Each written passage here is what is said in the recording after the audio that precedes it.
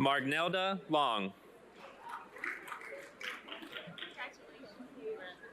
Yolanda Velasquez Bedoya. Alicia Ñoño Bros. Nima Sunzu.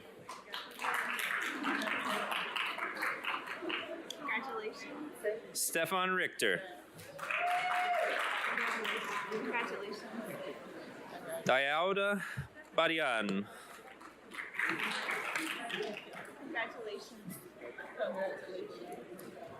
Kathleen Burrows.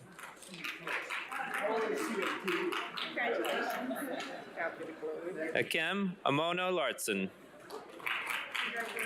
Congratulations. Thank you. Thank you so much. Of course. Gary Toe.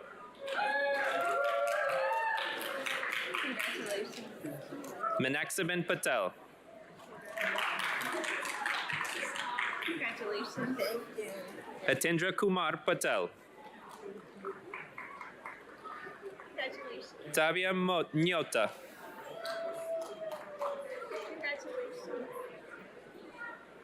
Congratulations. All right, where was I? Manuela Ariano de Duarte. Congratulations. Thank you so much. Congratulations. Joel Mesa Rodriguez. Congratulations. Trina Corley. Congratulations. Thank you so much. Elaine Freeman. Congratulations. Minwoo Kim. Congratulations. Visar Salova. Congratulations. Yuri Yeremenko. Congratulations. Elsa Kissel. Congratulations. Kumiko Warer. Congratulations. Michael Melise Vergara. Congratulations. Veronica Melise Vergara. Congratulations. Muhammad Almasalmi. Congratulations. Budika Puakwate Lianya. Congratulations. Maria Flores Lopez. And Xuan Dong.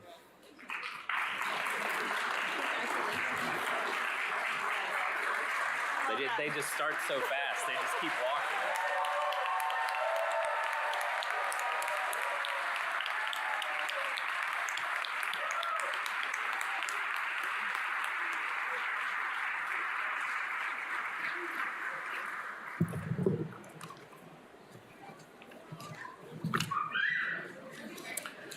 All right, we'll let everybody return to their seat.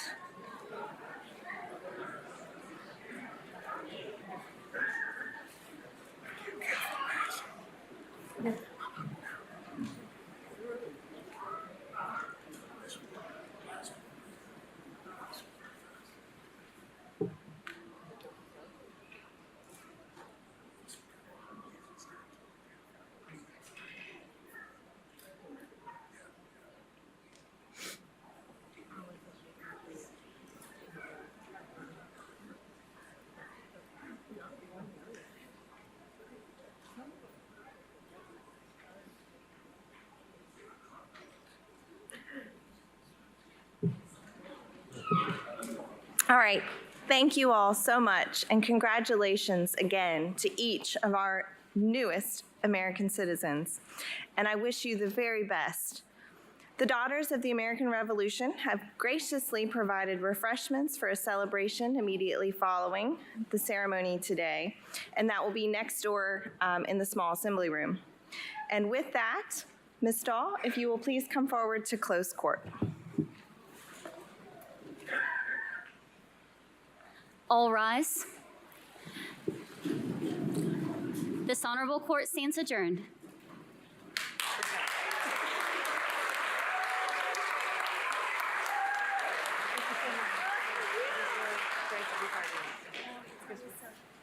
Yes, because then they can come up to do pictures right now. Some of the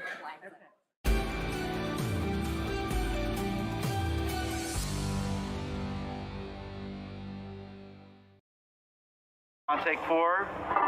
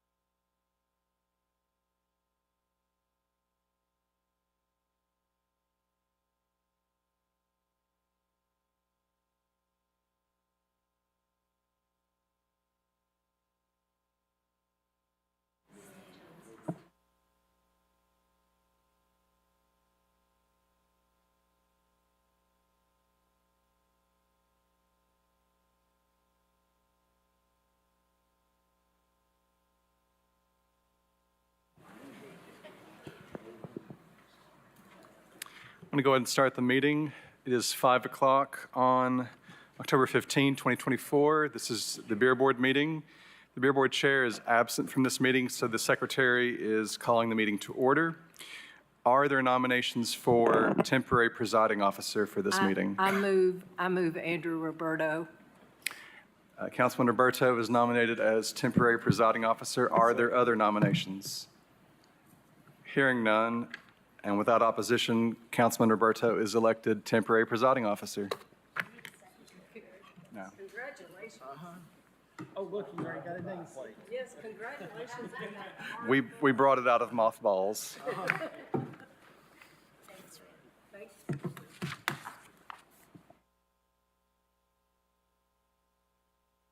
Well, don't thank me yet. I got to get through the meeting first.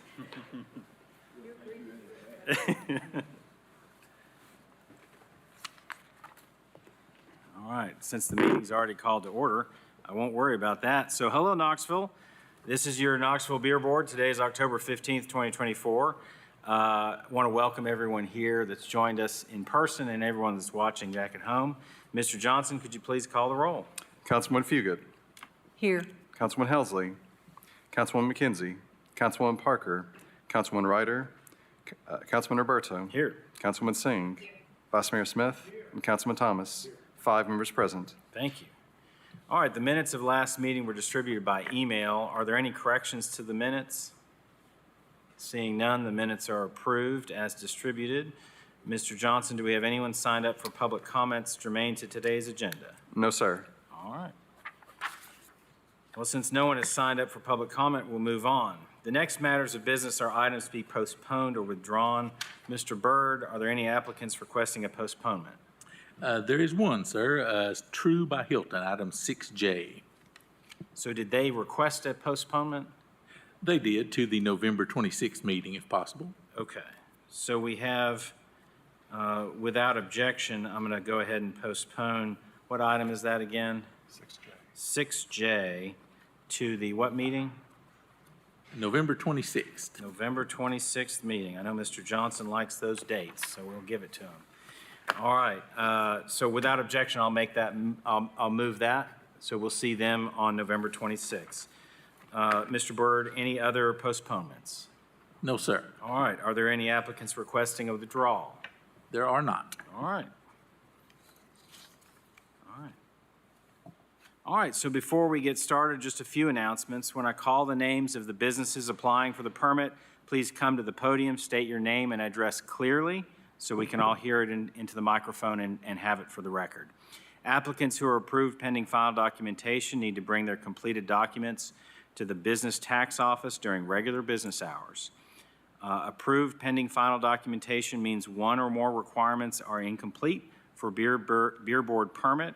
In order to get your certificate of occupancy, an occupant may need to apply for zoning changes, meeting parking requirements, submitting architectural drawings to plans review and inspection, modifications for zoning, building, or codes compliance. This may entail hiring an architect and/or contractor and submitting plans of your site for review. If you feel like that may have maybe apply to you, I'm sure that Mr. Byrd or someone can help you with figuring that out. Applicants that have their permit approved tonight will be able to pick up their permit at the end of the meeting. So make sure you stick around to the end so you can get it if you have been approved. Finally, as I'm chairing the meeting, the other members will be making motions on the second district. And as you can see, there's a lot of second district motions today. So getting through all of those, let's go ahead and get started. So first up, we have Dragonfly Aerial and Circus Arts Studio. Do we have anyone here?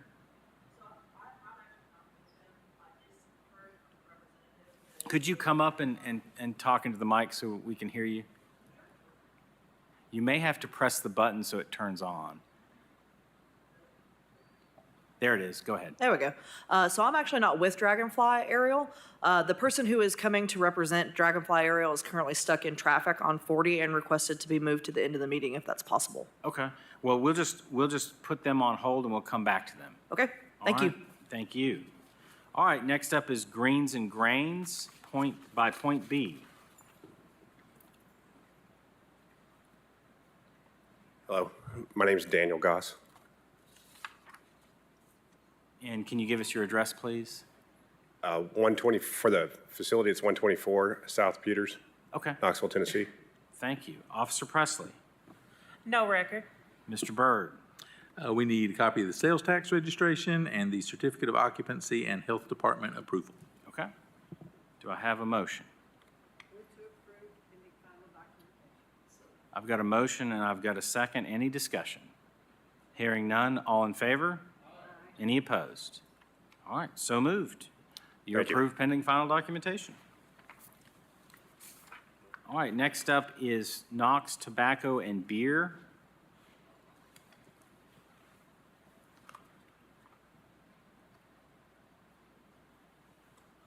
My name is Kinjal Bhai Patel and 4028 Asheville Highway, Knoxville, Tennessee 37914. Okay, thank you. Officer Presley, No record. Mr. Byrd, We need an updated notice of actions contact page, the certificate of occupancy, the approval from the Department of Agriculture, and surrender of the existing permit. okay? So you've got a few things to get completed Yeah, there. the other one is under in processing, the occupation license and the health department have everything under processing right now. Very good, very good. Okay, do I have a motion? I'll make the motion, approval pending final documentation. Second. I've got a motion and a second. Any discussion? Seeing none, all in favor? Aye. Any opposed? So moved. You're approved pending final documentation. Thank you. All right, next up, we have Lucky Star Food Mart.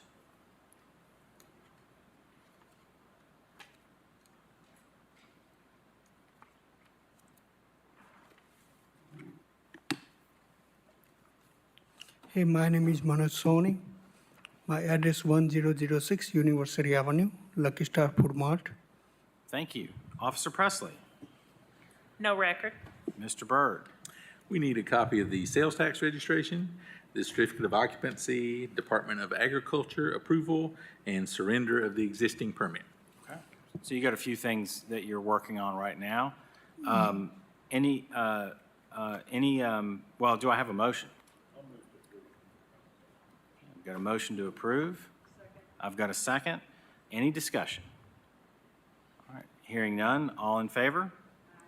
Any opposed? All right, so moved. You are approved pending final documentation. No. Thank you. Oh, you're welcome. Yep.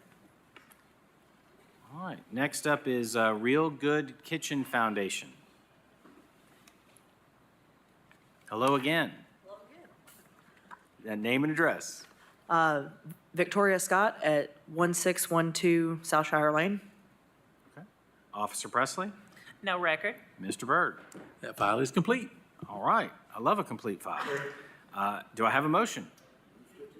I got two motions. I'm going to count one of them as a second.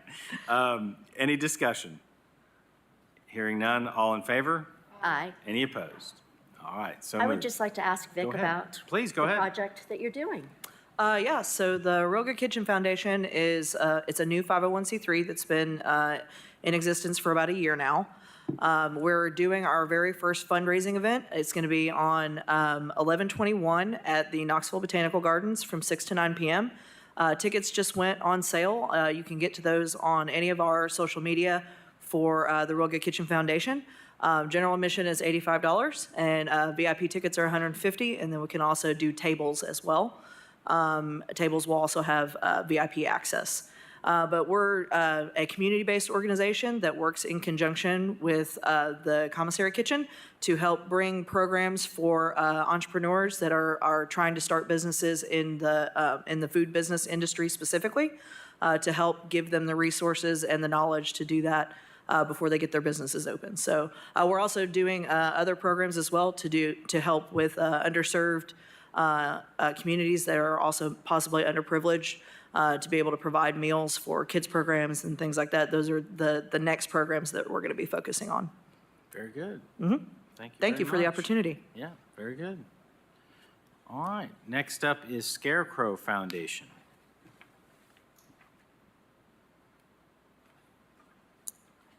welcome to Beer Board, and if you could, give us your name and address. Hi, my name's Brian Coakley. The address for Scarecrow is 217 South Peters, but we're doing a special event at the Standard, which is 416 West Jackson Avenue. Very good. Officer Presley. No record. Mr. Byrd. That file is complete. I've got a motion to approve and a second, and I have a Councilmember question. Fugit. Thank you. Just to be clear, looking at the server policy, it doesn't say that your bartenders are TABC trained, are they? Oh, yeah, we'll be sure of Okay. it. Okay, I just, next time you might want to. 100%. Put I'll that add in that there. for the next one, for sure. Okay, great, thank you. Very good. All right. Any other discussion? Yeah, just- Oh, go ahead. Councilmember Thomas. Remind me again what you do. I know that you've done some kind of benefits in the past. And, Yeah, I've just been managing concerts and various events around Knoxville for the past 15 years. Right. So we're just doing some benefit concerts around town at various venues. Okay, great, thank you. Councilmember Singh. Okay. All right, so any other discussion? All right, hearing none, I have a motion and a second. All in favor? Any opposed? All right, so moved. You're approved pending final documentation. Thank you. Thank you very much. Oh, you were approved, I'm sorry. There was no. See, you dusted it off too soon. All right, next up is Spice.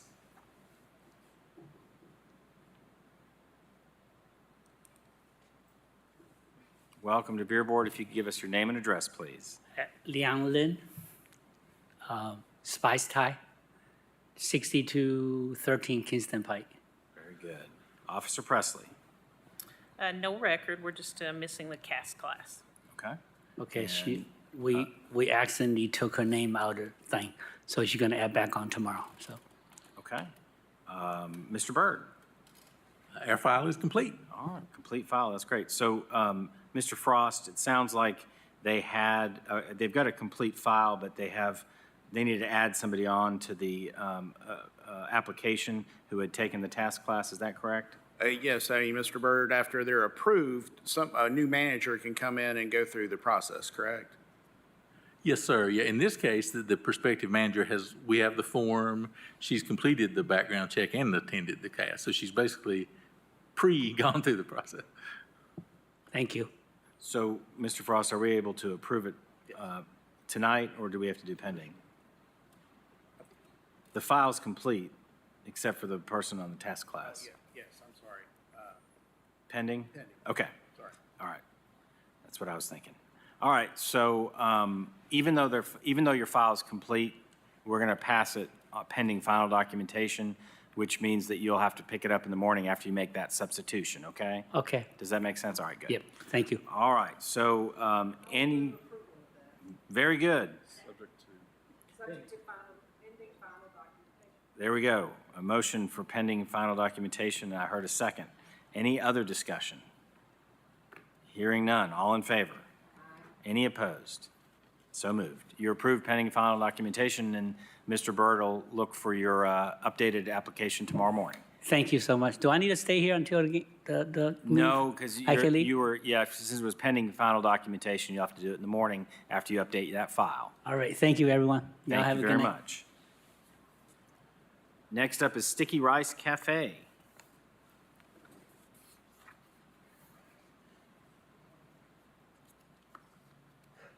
Hi, my name is Nongkarn Sekarn. We're at 100 Jack Dance Street, 37919.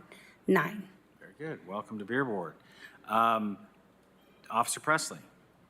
No record. Mr. Byrd. We need the certificate of occupancy and health department approval. Okay. Do I have a motion?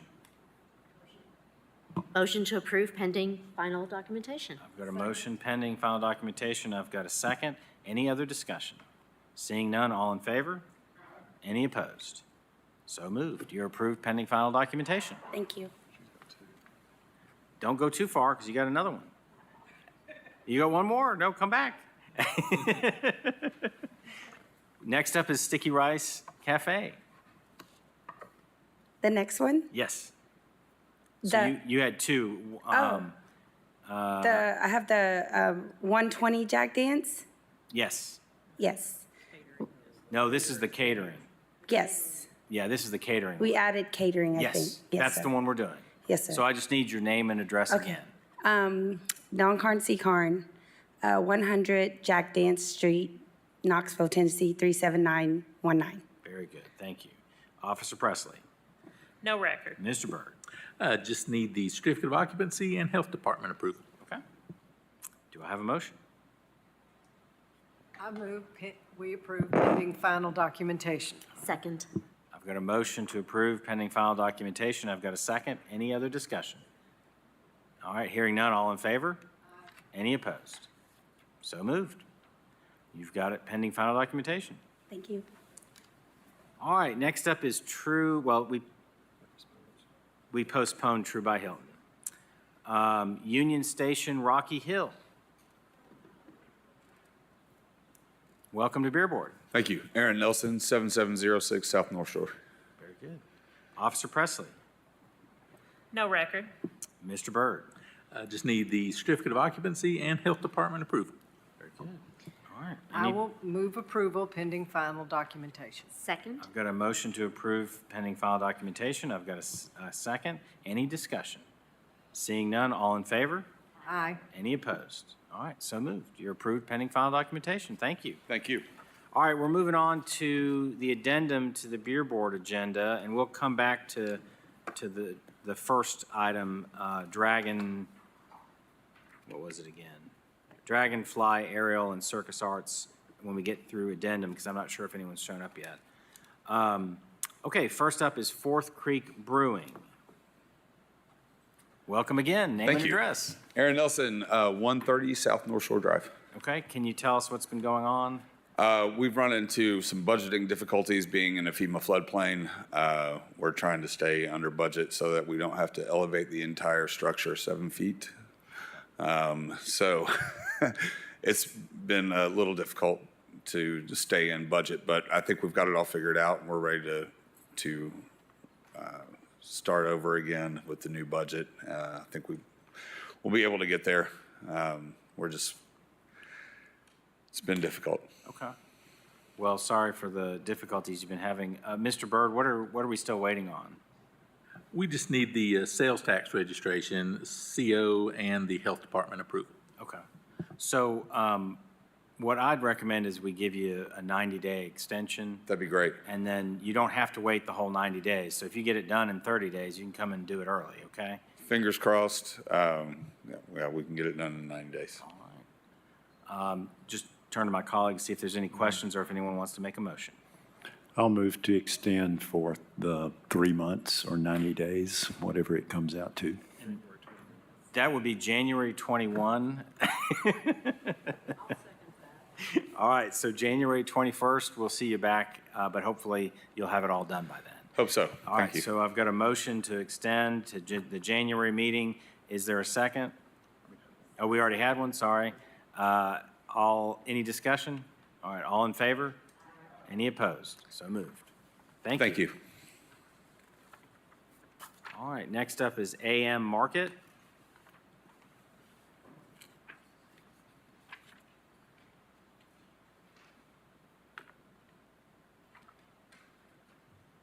Welcome to Beer Board. Can you give us your name and address? Thank you. Jayesh Kumar Patel, 2900 Sevier Avenue, Knoxville, Tennessee, 37920. Okay. So tell us what's been going on. I just had a few planning of remodeling. Couldn't finish on time. Okay. Mr. Byrd, what are we waiting on? We need the certificate of occupancy, Department of Agriculture approval, and surrender of the existing permit. Okay. Well, just like the previous applicant, I'm going to suggest that we give you 90 days, which will be the January Beer Board meeting. You don't have to wait that long. You can always come back early if you get everything done. Does that seem fair? Thank you. Okay. Yeah. Council Member, Vice Mayor Smith. Sorry, was that a motion? No, I just All right. pontificated. It's okay, very good. What do you lack in terms of? No, we were planning on installing the new freezer inside, and we had some backlog bins. Obviously, couldn't order on time, and planning on how to navigate the whole building. Okay. It's just very small building, so obviously we're just trying to manage that. Okay, all right, thank you. I'll make a motion to extend for 90 days. So the January meeting, that's good. All right, I've got a motion and a second. Any discussion? Hearing none, all in favor? Any opposed? So moved. Thank you. Okay. Oh, thank you. Thank you very much. I need to go back to Fourth Creek Brewing. There were 2 items, and I skipped one of yours, and I apologize. This one will be item 7B. Yeah, 7B. So can you give us your name and address again? Aaron Nelson, 130 South North Shore. Okay. And on this application, where are you with this one? Same scenario, just it's a production-only facility, so ultimately there's 2 permits there. So we're still just behind on getting the start because we had to meet budget, so. Okay. So that January meeting would probably be good for you as well? Yeah, it should be great. Okay. All right. I move we extend until the January meeting. I've got a motion and I've got a second to extend to the January meeting. Any discussion? Seeing none, all in favor? Any opposed? So moved. Thanks for your patience. All right. Next up is fuel stop number 6.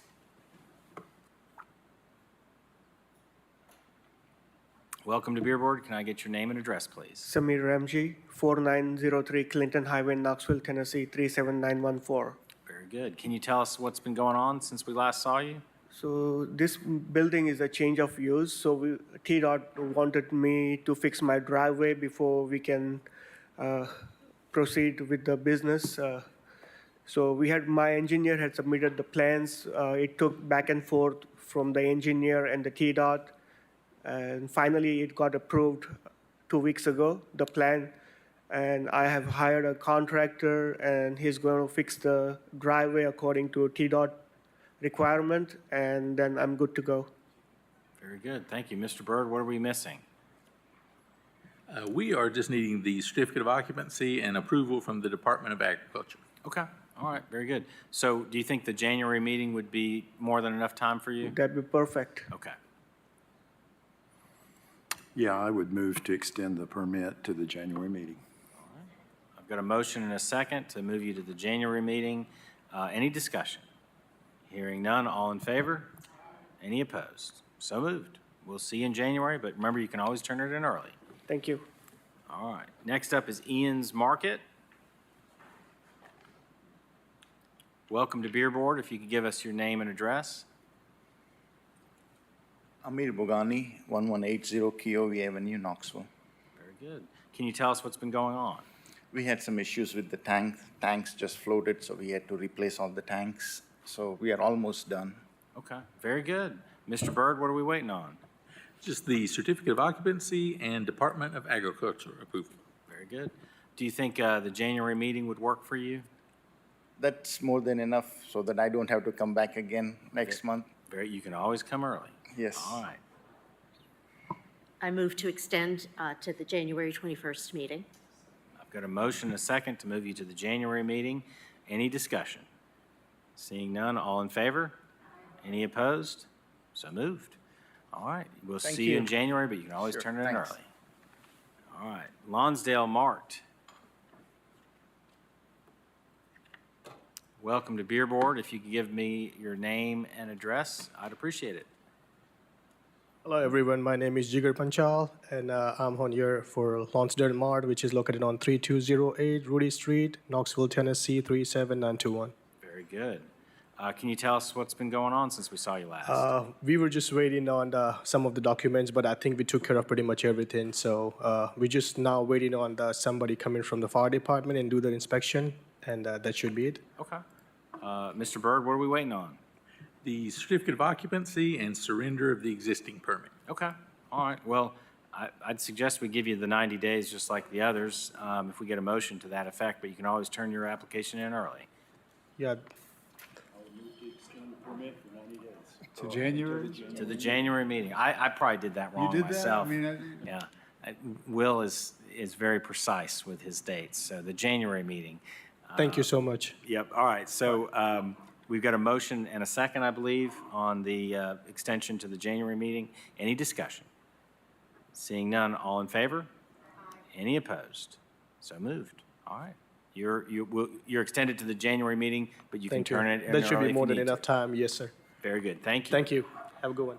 Okay, Teneda Yi, I don't know. This is tough. Come help me. I may be able to help a little bit. So. I need some help. Tienda y Carniceria La Bonita. Ah, very good. Welcome to Beer Board. Can I have your name and address, please? Yes, Luis Soto Hercules, 4101 Brujen Road. Thank you. So tell us a little bit about what's been going on since we saw you last. Yes, so we were waiting for plans review to be approved, which they are now. So this week we're working on our hood system and all that stuff, and so they should finish this week, and maybe another 2-3 weeks, and we should be good. Very good. Yeah. Okay. Mr. Byrd, what are we waiting on? The certificate of occupancy and health department approval. Okay. All right. So just like the others, I'd recommend that we do the January meeting for you as well, but you can always turn your application in early. That's fine. I will move to approve to the January meeting. Very precise. Thank you. Yes. I got a motion and a second to move you to the January meeting to give you some more time. Any discussion? Seeing none, all in favor? Any opposed? Very good. All right. You are moved to the January meeting. Thank you very much. Thank you. All right, let's go back to the beginning of our agenda, folks, and see if anyone from Dragonfly Aerial and Circus Art Studios here. Wonderful. We heard you ran into a bit of traffic. Yeah, there was a big wreck on 40 right at Paper Mill, so thank you for putting me to the end of the meeting. I really appreciate it. Happy to do it. Can you give us your name and address? Yeah, my name's Heather Quincy. I live at 3111 Carson Avenue. That's 37917. Very good. Officer Presley. No record. Mr. Byrd. File is complete. Very good. Do I have a motion? I've got a motion to approve. I got a second. Any discussion? Yes, this sounds like a lot of fun, and it's in my neighborhood. Can you tell us a little bit about the event? So Dragonfly has actually 3 now, big fundraising events each year. And all of them we promote as being family friendly. Circus After Dark is our event where we bring in some beer if you guys allow it. And we do things that are a little more fun and it can be any range of what we decide is sexy, but it's usually a lot of clowning and some circus, and we don't worry about whether or not it's appropriate for minors. Is this the first event that you've done like this? No, we've, this is probably the 5th or 6th. Okay. All right. But it's a lot of fun each year. And I take it it's gone smoothly the earlier 5 or 6 times. It has been, yes. Okay, that's all. Thank you. Councilmember Thomas. Any other discussion? All right. Seeing none, I've got a motion. I've got a second. All in favor? Any opposed? So moved. Fantastic. Very Thank good. you. You're approved. All right. That looks like everything on the agenda, so I think we made it through. And seeing no further business, well, thank you very much. I very happy to help out. We did move a lot to January. That's true. We did. Yep. 2025 will start off pretty busy. All right. Anyway, since we're through all the agenda, this meeting is adjourned.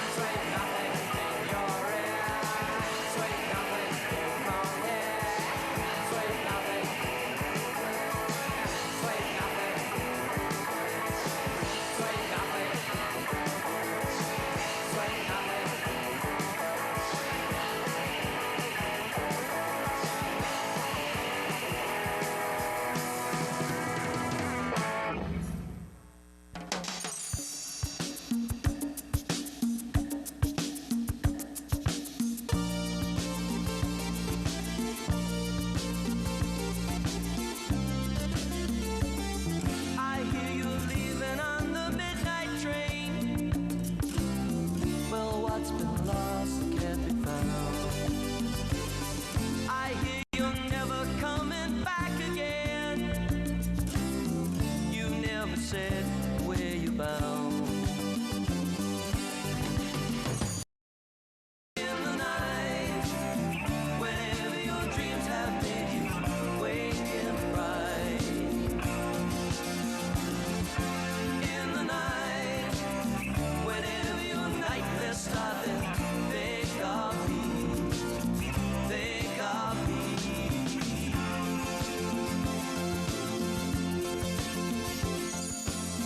I sit and listen to the radio while you're so far away. The songs make it all come back again. The reckless nights, the endless days. In the night, whenever your dreams have made you wake and fright. In the night, nightmares start, then think of me, think of me.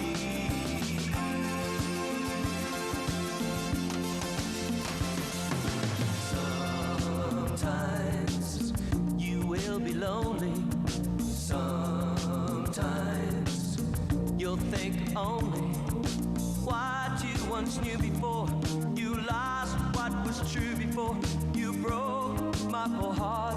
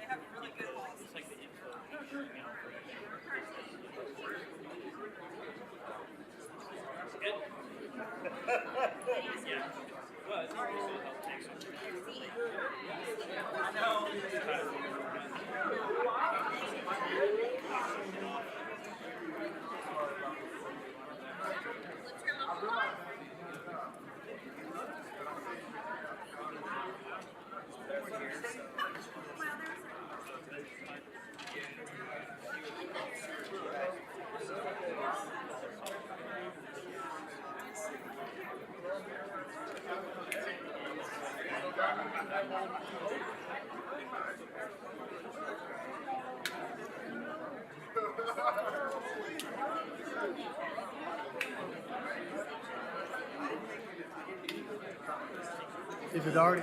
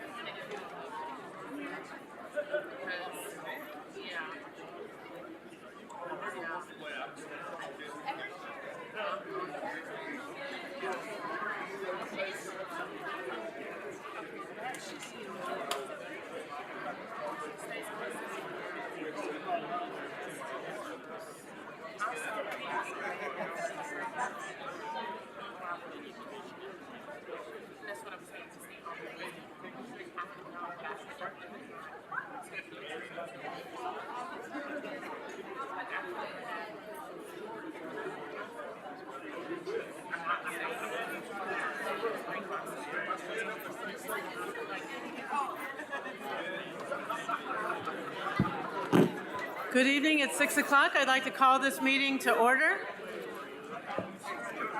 We'll start with an invocation led by Councilmember Singh, followed by the Pledge of Allegiance led by Councilmember Thomas. Please rise as you're able.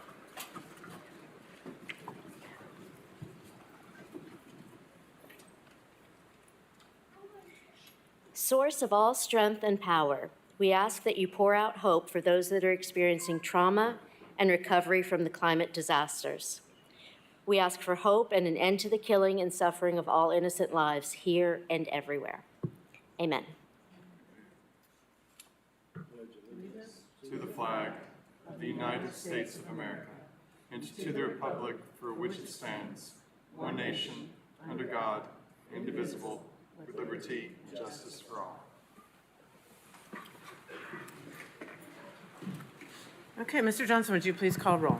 Councilwoman Fugit? Here. Councilwoman Helsley? Councilwoman McKenzie? Here. Councilwoman Parker? Councilwoman Ryder? Councilwoman Roberto? Here. Councilwoman Singh? Vice Mayor Smith? And Councilman Thomas. 8 members present, Mayor. Okay, thank you. Is there a motion on the minutes from the October 1st meeting? Second. Motion made to approve and seconded. Any questions or discussion? Seeing none, all those in favor, please say aye. Any opposed? Motion carries. Okay, are there any items to be withdrawn?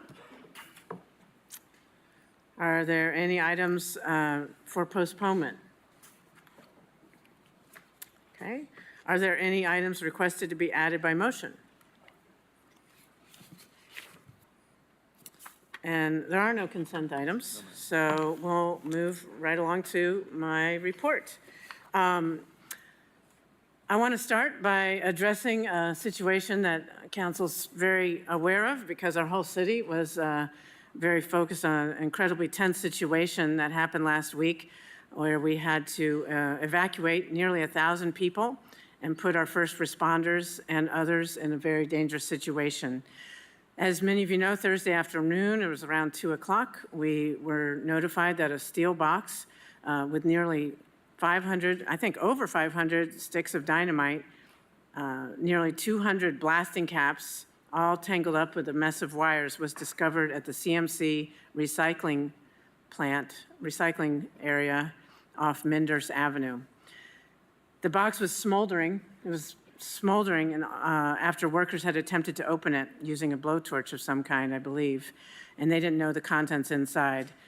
That alone could have caused a serious explosion. They immediately called 911. Fire responded because they thought it was hazardous materials. As soon as they were aware that it was explosives, they quickly called our bomb squad from KPD, and then ensued 36 hours of carefully coordinated emergency response. It was really something that we can all be proud of. Our bomb squad members were incredibly brave. They used our KPD robot, and then we also were able to get mutual aid from Metro Nashville, who had a bigger robot to help with the removal of the door. But the robot was not equipped to extract the dynamite sticks from that tangled mess. So our bomb squad techs did it by hand. And I remember when Chief Noel told me that was going to happen, it really was a tense time because we just didn't know what would happen. So want to recognize publicly the efforts of the KPD bomb squad who removed this dynamite and did so at great personal risk. I want to recognize the Knoxville Fire Department members who were very close by to deal with medical issues or, if a blast had occurred, they were right there. Our public service crews helped in myriad ways, closing roads, bringing in dump trucks filled with salt to block a potential blast if that had happened. Traffic engineering helped closing the roads. When we needed a place for evacuees to go who didn't have another option, ASM Global and the city staff at Chohawi Park opened up the Jacob Building. And of course, the American Red Cross helped with managing the about 3 dozen or so families that spent the night at the Jacob Building and all the next day. There were many, many businesses and people who helped with the evacuees, including neighborhood leaders who helped get the word out to members of the Lonsdale and Westview communities to make sure they understood the emergency nature of this evacuation. So I know a few of the responding City of Knoxville crew members are here tonight from police and fire. If you could stand, and if you're already standing, please raise your hand so we can give you a round of applause.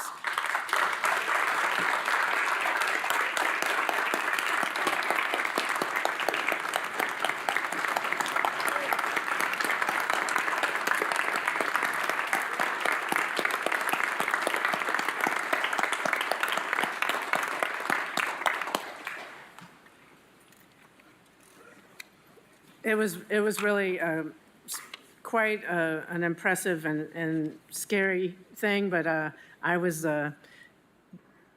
shedding tears of relief once the danger was once we were out of danger. So we can't thank you enough. Anyhow, so really proud and grateful for their work. And now for something, a totally different type of item, but still very important to our community, is the Food Policy Council report. Kimberly Pettigrew, is Kimberly here? She's the Director of Food Systems at the United Way, and she is here with us to present something you have before you, this Healthy Communities Food Systems report. And it takes a deep dive into an assessment of our food system and had contributions from more than 60 individuals and organizations. And as you know, we have food inequities in our community. We have food deserts, and this report is available for us to read. But Kimberly's going to give us a brief overview in the next couple minutes, and then council members can follow up with her as needed. Kimberly, if you could state your name and address for the record briefly.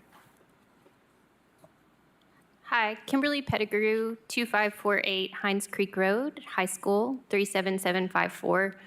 Thank you, Mayor Kincannon, for having us. The last time we were here for Food Policy Council was right after the COVID-19 pandemic, when we were able to share how we came together as a community to support the food needs of those during that time.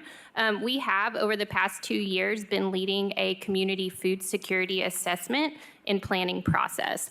We were able to engage in total more than 1,000 individuals through stakeholder interviews, surveys, and then we had 8 community-based organizations leading that work. Those organizations were focused on either they were food insecure themselves or they were working for organizations targeting people more likely to experience food insecurity. So a big thing about the report, it's not really focused on hunger alone. It's focused on people's overall health and well-being. So you'll see information around mental health, transportation. We also have data around wealth, food entrepreneurship, and even trust in our community. And so this is a very brief introduction to some of that information. Our People's Food Plan is where we are rooted ourselves in right now. It is a big picture plan at this moment, and we're actually creating a monitoring and evaluation plan to be able to share with you all next year. If you open the packet at the beginning, there is an example of what that will look like with our most recent community garden assessment. We actually have nearly 60 community gardens that are producing a significant amount of produce, and so we'll be supporting those organizations in that journey. One thing I would like to point out is we have already received significant grants to support this work, especially around food deserts, as Mayor Kincannon mentioned. We received a Healthy Food Financing Grant in partnership with KCDC and Real Good Kitchen, and that is to build a pipeline of technical assistance as well as loans for groups that are focused on food enterprise and food retail, and it will be centered on groups that are historically disinvested. And so United Way will be leading that work, but it will be collective. My cards are in here. We are building an Esri hub as well that will house the full data, and so we'll get that linked to you all so you can see some heat maps. It has surveys broken down by zip code, as well as the full survey results beyond what's just in the report. And so we'll be back next year with a lot more data around food systems for you all. And thanks. Thank you so much. Now, a quick reminder about our rules of decorum. Those who wish to speak either to a specific agenda item or during public forum should sign up with the city recorder before 4 p.m. Please do not use profanity, and when speaking to specific agenda items, please remember to stay on topic. Robert's Rules of Order state that remarks must be germane to the question ahead of the assembly. That is, statements must have bearing on whether the pending motion should be adopted. Those who fail to adhere to these rules may be ruled out of order and asked to step away from the podium. For those who are listening, please note, you may not disrupt a public meeting. From the audience, those who do may be asked to leave. I appreciate in advance everyone's respect for these rules. That concludes my mayor's report. Are there any reports from council members? Vice Mayor Smith. Oh, Councilmember Thomas. Are you Yes, I want to echo the mayor's remarks about the situation that she very well described. The professional skill that it took to avert that calamity is wonderful, and it really prevented some things I wouldn't even want to imagine if all that had gone out over there. So I think all of them deserve our praise. Also, the people in the community that pulled together and helped the people who needed to be evacuated. The Jacobs Center gave some housing to some of those folks, and so we're lucky that it turned out how it did, but I guess we're more than luck. It took some real professional expertise to deal with the situation that they were handed. So thanks again, and I'm sure all my colleagues on council join me in that. Another thing is, since early voting starts tomorrow, just a reminder on Charter Amendment number 1, which this council had passed, and it deals with my district, and I initiated that charter amendment. And it, just a reminder, I think people have heard quite a bit about this. The council's obviously well-versed on it. And this Charter 1 would simply align the voting cycle for the 5th district candidates in line with all the other districts. And passing this will equalize the status for candidates and voters in the 5th District to participate in the election process in the exact same manner as those in other districts. And it will also relieve confusion across the city that we've undergone over election cycle after election cycle about the oddity of having the 5th District outside of the other voting cycles. So as a representative of the 5th District, I would ask for your support on passing Charter Amendment number 1. If you have any questions at all, please don't hesitate to reach out to me by phone, email. I'm readily available, and you can find all that information on the City Council webpage. Thank you. Thank you. Vice Mayor Smith? Thank you, Mayor. Council will host a workshop in 10 days on the 24th of October at 5 p.m. in this room about Vision Zero and the city's efforts to increase pedestrian safety. And also wanted to wish a happy early birthday, Councilwoman McKenzie, from all of us here on council. Thank you. Councilmember Parker? Thank you, Mayor. I'm continuing to hold discussions throughout the community also about this charter amendment process, primarily focused on Charter Amendment number 2. And the next opportunity, if folks have more questions, want to talk to someone about the questions on the ballot, we have community volunteers who are going to be at a community center on MLK. It's 2425 MLK this Saturday and next Saturday from 10 to 2. I'll be there myself. You can stop by and ask me about my opinion. I think I've been quite public about my opinion of a vote no on the second question, but happy to talk to anyone about those reasons, either in person on those Saturdays, or please feel free to find my contact information on the City Council's on the City Council website of the City of Knoxville, and my phone number or email are there. Thank you all. Thank you. Councilmember Roberto. Thank you, Mayor. Just wanted to remind everybody, since we've been talking about elections, that early voting does start tomorrow and it goes through October 31st. You can use any of those convenient locations. We're expecting a lot of turnout this year, so I hope that people will take advantage of those early voting times and locations. Also, Election Day is November 5th, so this is an important election, and I hope everyone will get out and vote.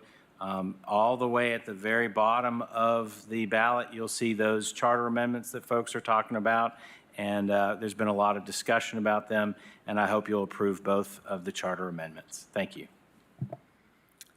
Thank you. Any other reports? Seeing none, we'll move right on to item 8A.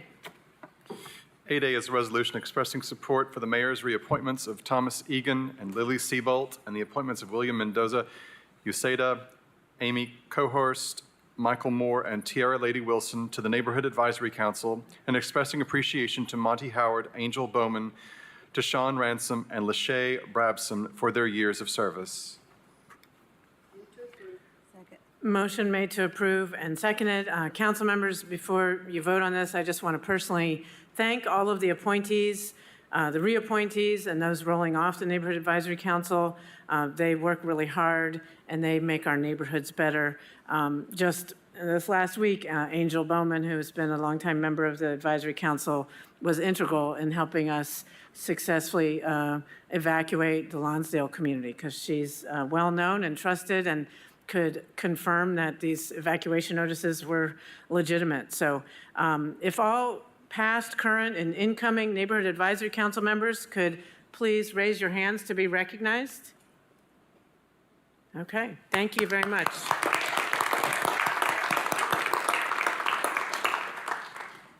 Are there any other questions or comments from council? Councilmember McKenzie? No, okay. Seeing none, all those in favor, please say aye. Any opposed? Motion carries. Thank you.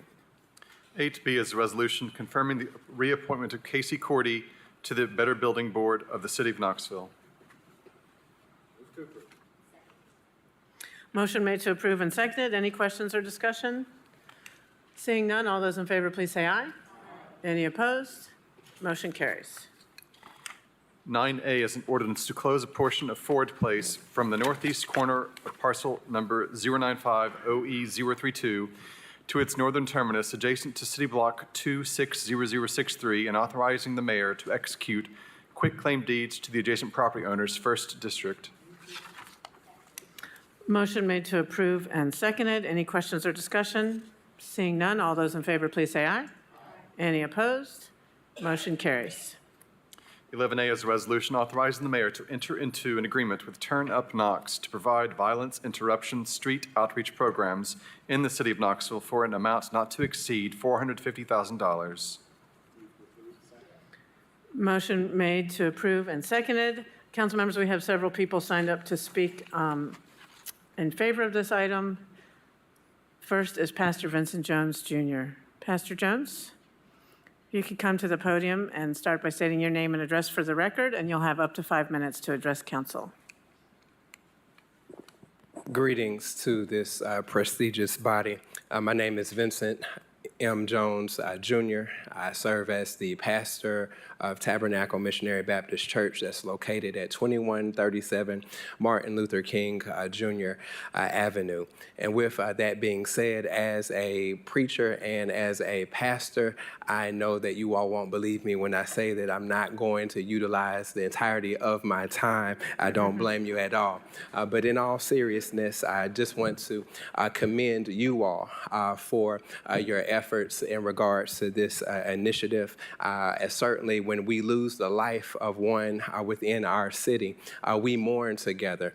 We certainly mourn when there's an act of senseless violence. But I want to celebrate you all because we have an opportunity to celebrate together in regards of the work that is being done across the city of Knoxville. And I just wanted to continue to advocate on behalf of Turn Up Knox for all of their tremendous efforts within the community, not only within the East Knoxville community, but with all their efforts in regards to being about the business of saving lives. And I just want to commend you all for not giving up on hope. And certainly we cannot place a monetary value on any life, but we can all roll up our sleeves and we can get into the trenches together to give hope another chance. And I just wanted to commend the efforts of Turn Up Knox as they continue to work and be responsive when there's an issue of violence within our community. And it is my hope and it's my earnest prayer and plea that you will consider the continuation of supporting this organization. I want to commend each and every one of you all for what you do within the community. And I want to once again reiterate my support for this program. Thank you. And I didn't utilize my entire time. Thank you. Next person signed up to speak in favor of item 11A is Kyle Pickle. Sorry. You could come to the podium and state your name and address for the record, and you'll have up to 5 minutes as well. Kyle Pickell, 2112 Thalia Street, Knoxville, Tennessee, 37917. Members of City Council, thank you for allowing me to speak with you. As I mentioned, my name is Kyle Pickell, and I'm here this evening to proudly stand alongside Turn Up Knox as a representative of the United Way of Greater Knoxville and Vine Middle Magnet School. In my role as the Community Schools Coordinator for Vine, it's my responsibility to advocate on behalf of those I have the honor to work for and with, our 400 students and families, 90 staff members, and the surrounding community. I'm here to ensure that their concerns, dreams, and aspirations are brought into this room so that their voices are heard. As a community school, we have crafted a shared vision. We're building more than just a school, we are creating a welcoming home for all, staff, students, families, and neighbors. When you come to our community, every person is valued, heard, and celebrated. To bring this vision to life, we need partners like Turn Up Knox, organizations that act with purpose and urgency. Their mission of creating safer communities through action by interrupting cycles of gun violence in Knoxville is felt deeply within our school. Turn Up Knox not only addresses violence, but also strengthens the fabric of our community by being physically present and emotionally invested. When our students, families, and staff express a need for more mentors and community members within our school, Turn Up Knox answered that call immediately. They don't just show up, they show up when it matters most. Their presence is cherished, their impact is real, and we are proud to call them a partner and a friend. On behalf of Vine Middle, I ask that you honor the hopes of our community by continuing to support Turn Up Knox. Their work directly contributes to the safer, healthier, and more connected future we all strive to build. Thank you. Thank you. The next person signed up to speak in favor of this item is Sam Brown. Reverend Brown?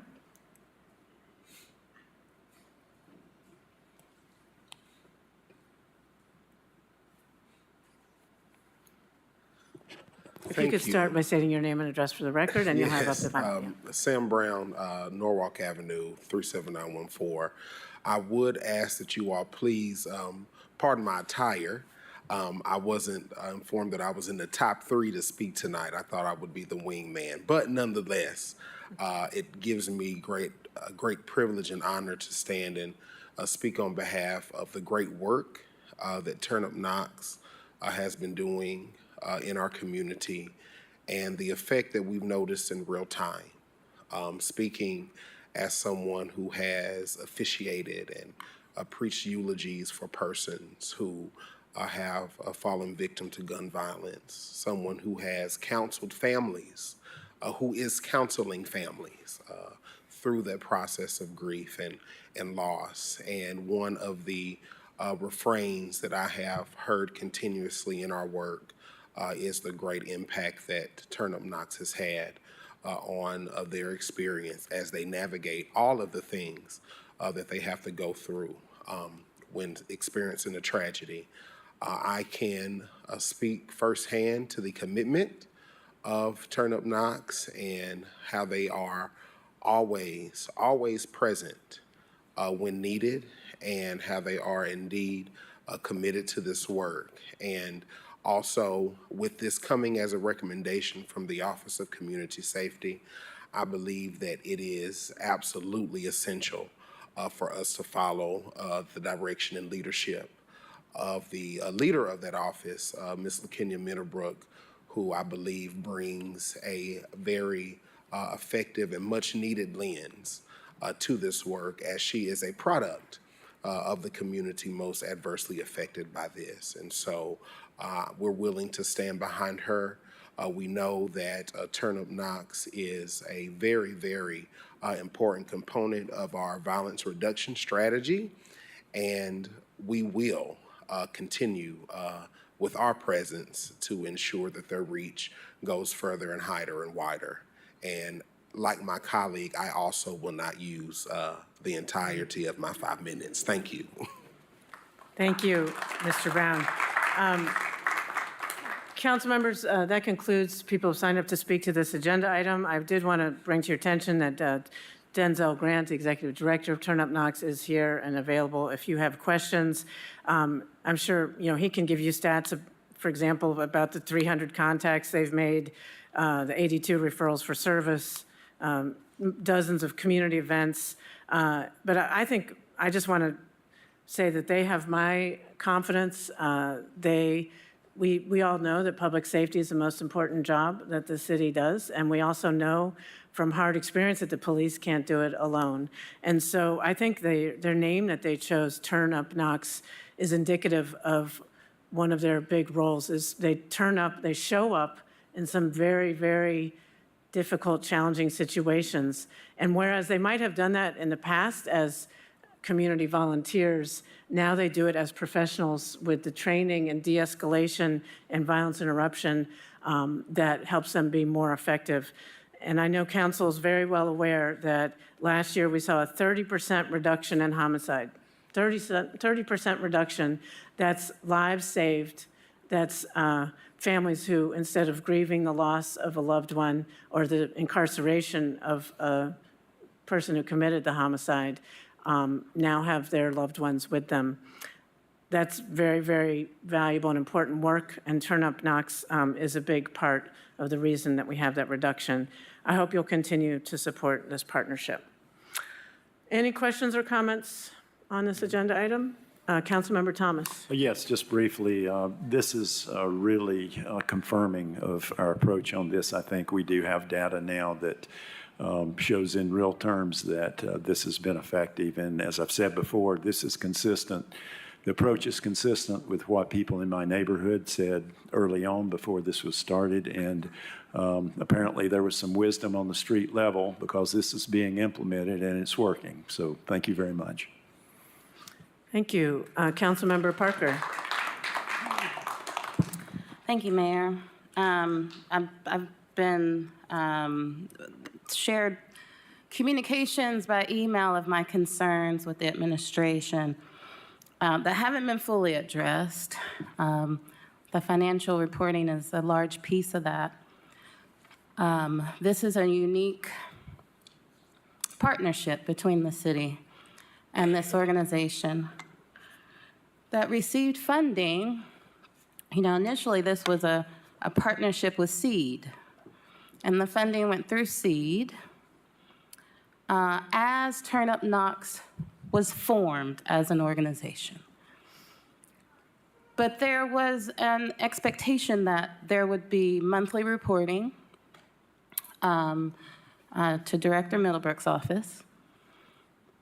And so with that system in place, I anticipated that if a member of council were to ask about financial reports, those financial reports would be submitted before the day of our meeting. And they would be submitted as a part of the agenda, so they're a part of the public record. And I was also disappointed that the report that we received was incomplete. With the city's support and the collecting of monthly reports, we should be able to produce a more clear picture of what the activities have been over the last year, including expenditures. When we initially funded this program through SEED, a portion of that $450,000 was to go towards administrative costs for SEED to help with the development of a new organization. That is no longer a component of their budget. However, their budget hasn't shifted. So I think that there are some really reasonable questions that have still gone unaddressed. And in addition to that, even in the scope of work, there's a commitment to report to the community. And I don't have a sense of what members of the community are receiving. Regular updates. It's not just one annual report, but these are regular updates that community members should be receiving. And I would love to be one of those community members. I think that we should consider our city council members as a priority for receiving those regular updates so that we can be that point of contact for community members who themselves may have questions. So I feel like I've had some pretty reasonable requests for transparency and accountability that didn't come till today, even though this has been weeks that I've been asking for it. And for that reason and many others, I'm not able to support this contract today. Councilmember Helsley. Yes, is Mr. Stair here somewhere? Could you please come and explain the reporting, the 990, the working with SEED can you just address what she just said, please? Yep. Well, since I talked to you and you were the treasurer, okay, Denzel, do it. That's fine. Yes, that's the reason I was asking you, and you're the one I spoke with, so. That's okay. Okay, he can do it.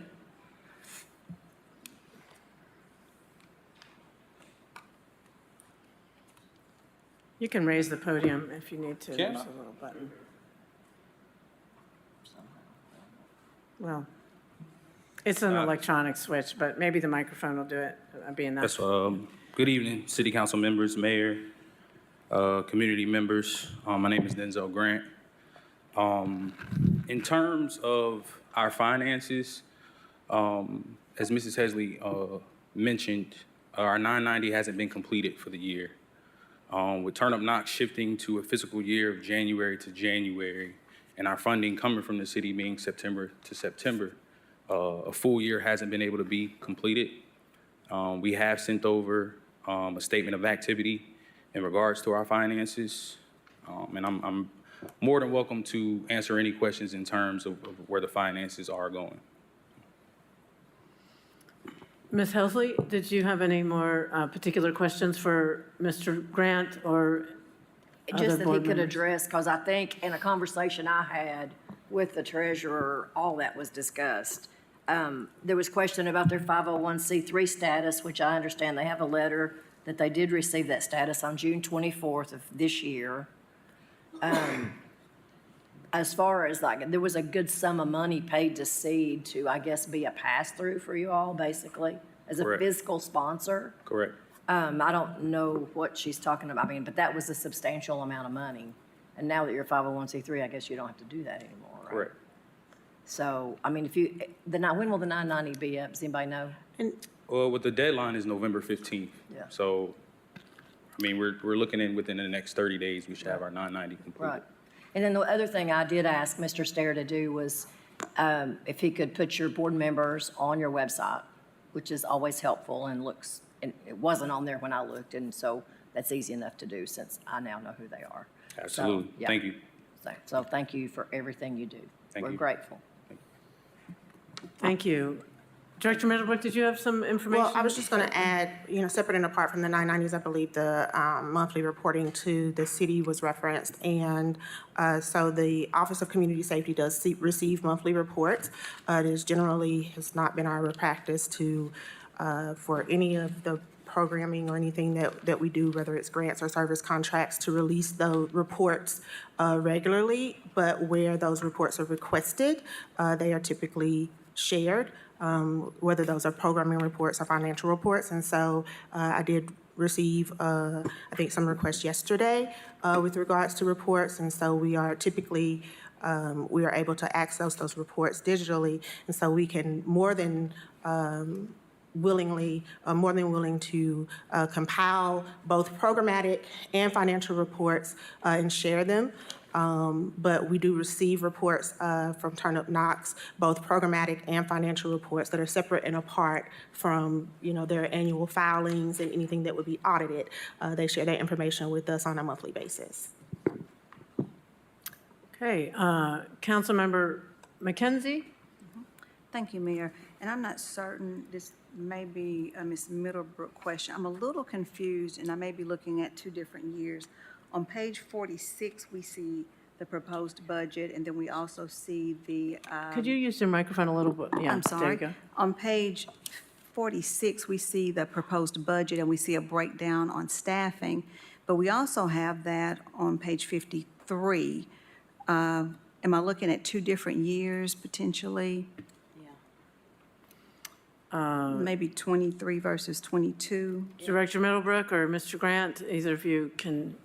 So I believe what you're looking at on page 46, beginning on page 46, is a more broad programming budget for the organization as a whole. And what you see on page 53 is specific to our funding piece. So I think in the previous year, you all only saw the overall program budget, but what we did ask for was a more specific detailing of how city funds would be allocated within the program budget. So as you can see there that the overall program budget is larger than the city share. On page 46, it's a larger program budget than the city share.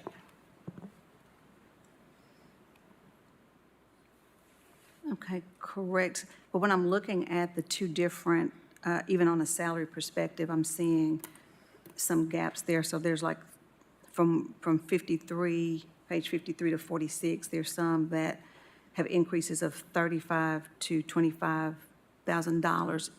So am I seeing that the city is providing, our funding provides for that total amount of staffing or a portion of that? Or do we? Only a portion of the staffing. only a portion of the staffing? And we don't have that probably percentage level? I don't have it broken down as a percentage, I'm sorry. Okay. And so I think, you know, one of my concerns and what's, that I will share that's been brought to my attention is that the city we do provide over 90% of the budget, of the, you know, budget funding for this organization. And the question was, that I just recently got in, was what percent of funding does the city provide to an organization before we view it as an entity or falling under the city's umbrella? And is there any examples that we have where we have funded an organization? I'll to give this an degree? example. The Family Justice Center, we provide the lion's share of their funding. I don't know the exact percentage, but it's just the city and then federal grant.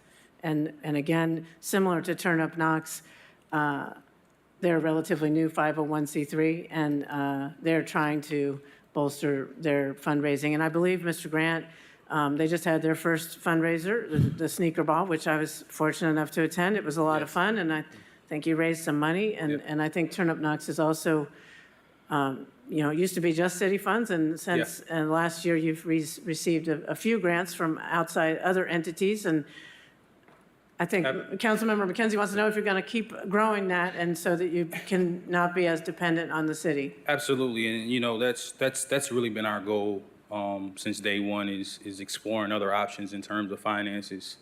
With us receiving our 501c3 status here recently, even before then, we've been able to bring in private donations. We received a grant from the University of Tennessee. We received multiple grants from NICJR. The Appalachian Fund has also committed a certain amount of funding to us. So we are exploring other funding options. We've actually been able to bring in an additional $115,000 on our own, which actually, I mean, that's 20% of our budget, right? So we actually would only be relying on our budget. That's about 80% of what our budget would be coming from the city. So we definitely look forward to, you know, exploring other funding options as well. And so I think the example of the city funding to a nonprofit, the Family Justice Center would be that example that we are providing 80 to 90%, it sounds like, of their. I think that's the closest comparison I can think of off the top of my head. Okay. And again, it used to be, you know, just 100%, you know, city funded, and it. So it's hard. It's hard to be a new 501c3, but I think Turn Up Knox has grown a lot in the last couple years, from not existing to starting up, getting a board. You know, so I think there's more improvements and maturing yet to come. But I personally am very impressed with their progress, which is why, you know, I'm proposing that their contract be renewed. But I don't expect it to stop now. It's going to continue to progress and evolve and have a more varied sources of revenue than just the city. Right. And I understand just getting your 501c3 just this year. What were some of the barriers that you all, is my time up? I guess I need to. Well, you can, why don't you finish that sentence, and then we'll move on to the answer and other council members. Okay. What were the barriers that you're, if you can speak to it, it may be a board question, that was encountered in your 501c3 process? To start off, the IRS was backed up. IRS was backed up. Eric, I can't get his last name. Eric Amarante. Yeah, the professor at the College of Law, he helped us during that process. It took him a while. We had to fill out a long form, being that we were receiving more than $50,000. So we had to do a long form application, which took a while. And just being honest, we didn't have the support that we expected the first year. Our fiscal sponsor, they didn't support us the way they needed to. So we were learning it on the fly. And so here we are. Okay, thank you.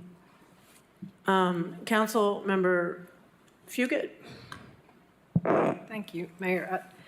No real questions, just an observation of someone who also tries to raise money to support a worthy cause.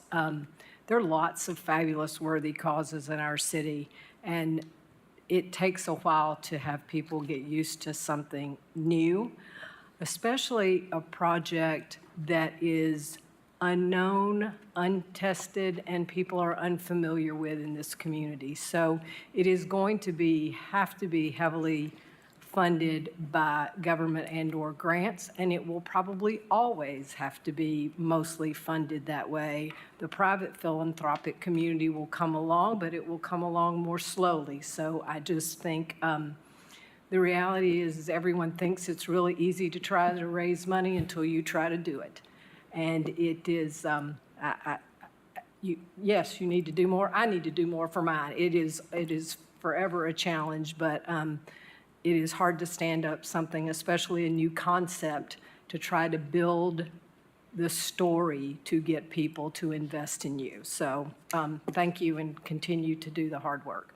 Thank you. Thank you. Councilmember Parker? Thank you, Mayor. A few points. So to respond to the 990, we received a finance report last year. It also arrived late, so it wasn't a part of the agenda or the public record.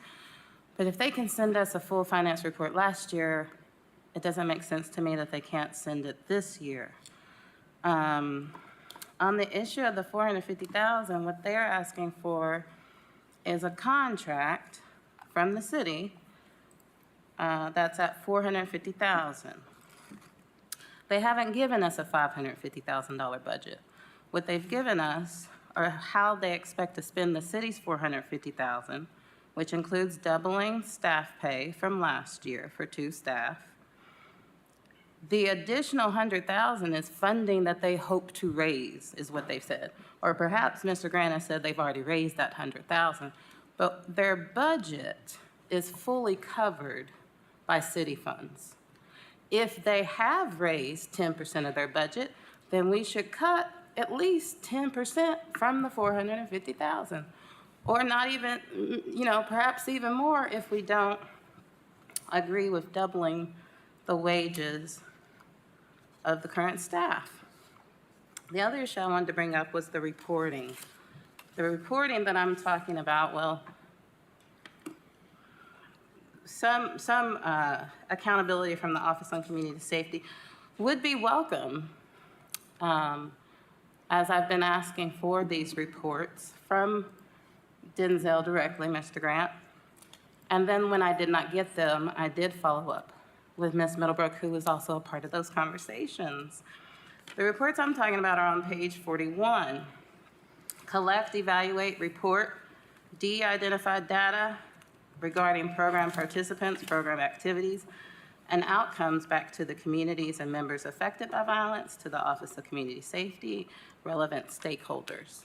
What I'm asking is if this is information that is supposed to be regularly shared back to the community, impacted community, so we have an understanding of what our violence reduction program is like, please include city council members in that list of stakeholders. If the intention is for you to come back before us for a $450,000 grant that fully funds the organization. Now I understand the politics involved here. I know I'm wasting my breath, but I gotta get it on the record, because this is not acceptable and better can be done.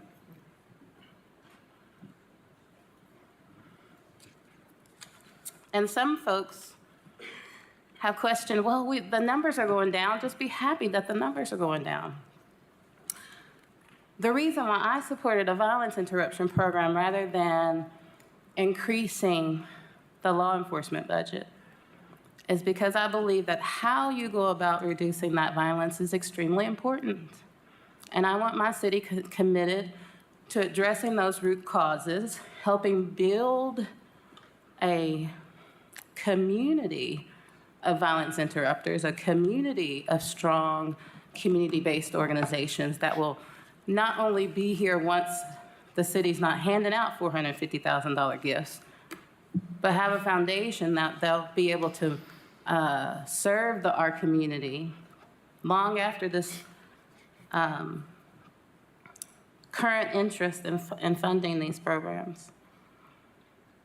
And so that's why I want the details of what's happening, because I do see Knoxville engaging in too many pretextual stops. I know Memphis tried to pass an ordinance to adopt some police reform, and the state government said, no, Memphis, y'all can't do that. Memphis tried to limit pretextual stops. State government said y'all can't do that. So city council can't adopt an ordinance, but we can promote a culture that upholds the constitutional rights of our residents, even if the state isn't going to allow us to put laws in place to ensure that happens. And so I don't want any kind of community-based groups to be used as a front or a cover. I want to be able to know what y'all are doing and celebrate it. And so I'm just asking for that transparency and that accountability. Vice Mayor Smith? Thank you, Mayor. I appreciate the questions around financial accountability, and I think there's been a lot of good questions raised tonight, but I don't want to miss the forest for the trees. You all have evidence and plenty of data for all that have ears that are willing to hear that you have curbed retaliatory violence among youth in our community. So it may be a bit hyperbolic, but I'd pay one person $450,000 to do that. So the fact that you all have created an organization that is young and that is figuring its way and have a measurable change in our community and saving young deaths is commendable. I think it's not lost on me that we had a week last week of dealing with volatile situation, and I think you all deal with those every day, and the two are very similar. So you all have done great work, and I think we, as a city, fund more than 100 nonprofits in some way, shape, or form, and I don't hear us requiring monthly reporting and to the level detail that's been requested tonight. So. And I would suggest that you all are doing as important, if not more important work than many. I do want to ask either Mr. Grant, I got to, again, for those that are willing to hear, I sat with you and listened to a lot of the changes that you all have undergone. Yep. And Director Middlebrook, maybe you could weigh in here too. What has changed from where you started and where you are now? I'm specifically interested in tactics. So maybe you were all over town and now you're in two parts of town now, or now you're only involved in certain types of violence. Where have you found your sweet spot in terms of making a measurable impact that you've learned over the past year? I can speak from our perspective. First year, learning to work, right? Understanding what it is, focusing on educating ourselves. I think we've stepped into a place where we've been, we're more community informed on what goes on in our community. And so while myself and our staff had those connections, we built trust and partnerships with not only community members, but organizations who are also out there engaging every day with individuals. And I think, Councilwoman Parker mentioned having community members, having organizations that support the work that we do. We get tremendous amount of support. The support is overwhelming. And like I said, it doesn't just come from community members, but it comes from organizations, clergy, and just many people in our community. So I think that truly was the difference. We did center on youth early on, which that's part of the proactiveness of the work. And so now that we're dialed in, we're actually engaging with more high-risk individuals. We're able to build the capacity of introducing intensive life coaching into our program. I think that's what you're seeing in terms of the difference that's being made. And when you talk about a 33% reduction the first year, we're looking to finish the year off with a 46. Right now, we're at 46% reduction in non-fatal shootings. And based on data that I could find, this will be the first year in 6 years that Black men and women will die at a lesser rate than our counterparts. And so, there's no question that what we're doing is working. So, thank you for that. Director Middlebrook? Yes, just to reiterate, especially on the kind of last piece of what Mr. Grant shared with regard to the intentionality and the focus of the work, I think initially being this space being new, I think, to a lot of us, and especially as a city and the organization developing and forming, a lot of time was spent in the initial year and a half or so, really building a structure for the organization, building, for lack of a better term, kind of building the brand, helping to make sure that folks in the community knew that the organization existed and what it was kind of intended to do, and finding those points of engagement to really begin to develop and nurture some of those existing relationships that folks within the organization maybe had as individuals, but thinking about how those relationships could grow and evolve to impact the organization, and getting folks familiar with the work, and then also making sure that the staff and volunteers, because they do also engage volunteers in this work, and some of those volunteers eventually become staff, which is fantastic, but making sure that they were really growing professionally in the space, because this is professional work, right? This is a profession. And so, thinking about what training looked like and engaging in various trainings to understand the techniques, the tactics, and how these roles fit into the larger community-based violence reduction ecosystem, I think was really critical. And I have to shout out, while I have the mic, where's Emmanuel? Emmanuel Hernandez, who is here with us today, is program manager with the National Institute for Criminal Justice Reform, who is here today for the purposes of doing some of these trainings that we're talking about. And so really thinking about how the work becomes more focused and more intentional on those at very high risk for engaging in violence, because these strategies are not intended to be broad sweeping.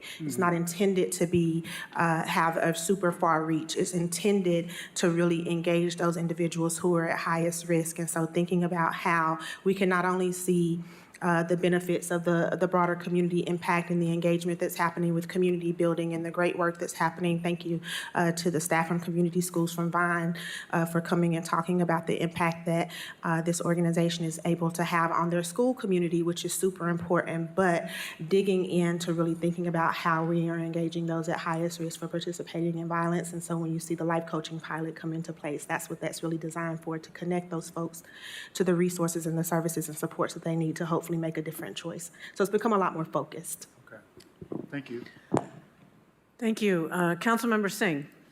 Thank you, Mayor. I'd like to point out, Ms. Middlebrook, do you remember, it was during the COVID years, which is all a blur, but if it was February 2021, where there were 25 homicides by February or March, and a lot of those were African American, a lot of those were kids. And that's when we started some of these really serious conversations. We're forgetting what we came from to where we are right now. At the time, I was requesting $4 million to fund community, people who were already working in the community, to continue doing this work. I'd still love to see that, but on a tenth of that money, we've done pretty good.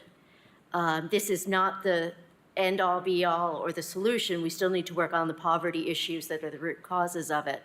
But I think this is a good place that the phrase "stop the bleeding," I think that's been pretty effective. Thanks. Thank you. Councilmember McKenzie? Thank you, Mayor. And I agree with your comments, Councilwoman Singh. And also, I don't want anyone sitting around this table or in this room to think that I do not appreciate or value the work that Turn Up Knox is doing. That is not my point at all.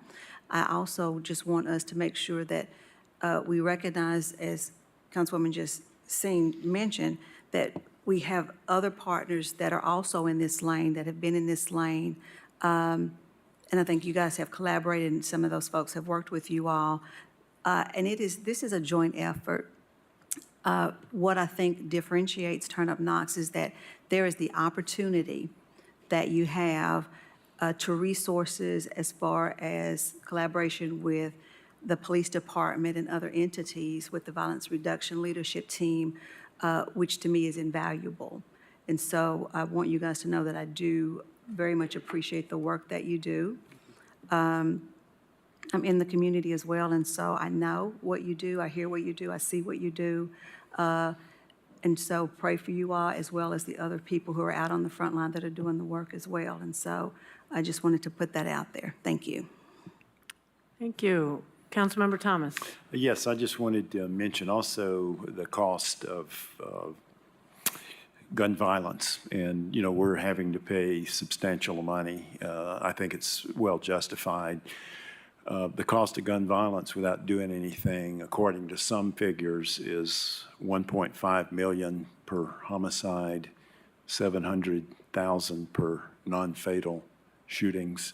Just the amount of money in instances of violence that we have to pay to the court system, incarcerating people, the police department, et cetera. That's just kind of a fraction. I don't know, can't nail down exactly 1.5 million per homicide, but what we can say with confidence is gun violence is really expensive. So if we want to get down just to dollars and cents, you know, we have to invest in preventing it in order to prevent more expenditures in other ways. Councilmember Thomas, I'm not sure where you got those figures, but we actually, in partnership with NICJR, have a report on the specific to Knoxville cost of gun violence, which is up on the website. We can send you a link if we haven't already, but yeah, that's absolutely true. Yeah, that's what I was quoting from. Okay, you're quoting from that, yeah. Yes. Yeah, well, that, I just want to just reiterate, that's specific to Knoxville, not just some national figure. And that, of course, that doesn't measure the human cost per se, it's just the numbers, but they're both obviously quite substantial. So thank you for bringing that up. Councilmember McKenzie. And my last comment, I also want to be clear, as Turn Up Knox knows and others who are working out in the field, that the violence that we experience in our community is not just around gun violence, that there is significant acts of violence that happen as well. So I know that we look at those statistics, but you all also know, and I'm sure you go on calls that you get maybe outside the police that are not gun related, but are very dangerous and sometimes life-threatening, and their fatalities as well. So I just wanted to put that out there. Thank you. Councilmember Singh. Just one last comment. One, my math was wrong, sorry about that.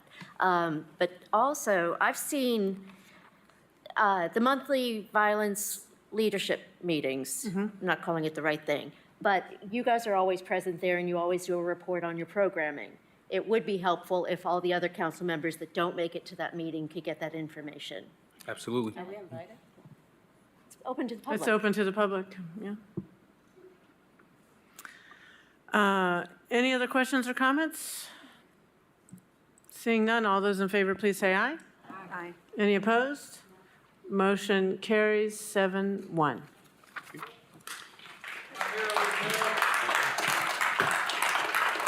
All right. 11B is a resolution authorizing the Industrial Development Board of the City of Knoxville to negotiate and accept from City Summit LLC or an affiliate thereof payments in lieu of ad valorem taxes with respect to certain property located at 516 and 0 West Vine Avenue, Knoxville, Tennessee, Move to and approve. finding that such payments are deemed to be in the furtherance of the public purposes of the board as defined in Tennessee Code annotated section 7-53-305. Now I'll move to approve. Motion made and seconded. Council members, I'm sure you read the email about this. This project offers multiple benefits consistent with our development priorities, including expansion of the permanent housing supply, expansion of workforce housing, redevelopment of a vacant parcel within the Summit Hill redevelopment area, and it's located in our downtown core within close proximity to existing CAT bus lines. And this is a 9-year pilot. Ms. Parker. Thank you, Mayor. I had questions about the terms of the pilot, and I don't think I've gotten an email response, but perhaps, did you get my email? Did you get my email, Bentley? Ms. Justice and Mr. Bentley are both I did here not, if you but have happy to questions. answer any questions. So, my email was about the 80% AMI, and that continues to be the target for affordable housing projects. especially with pilots. And my question was why? Because it doesn't align with the reports we've been shared by the city.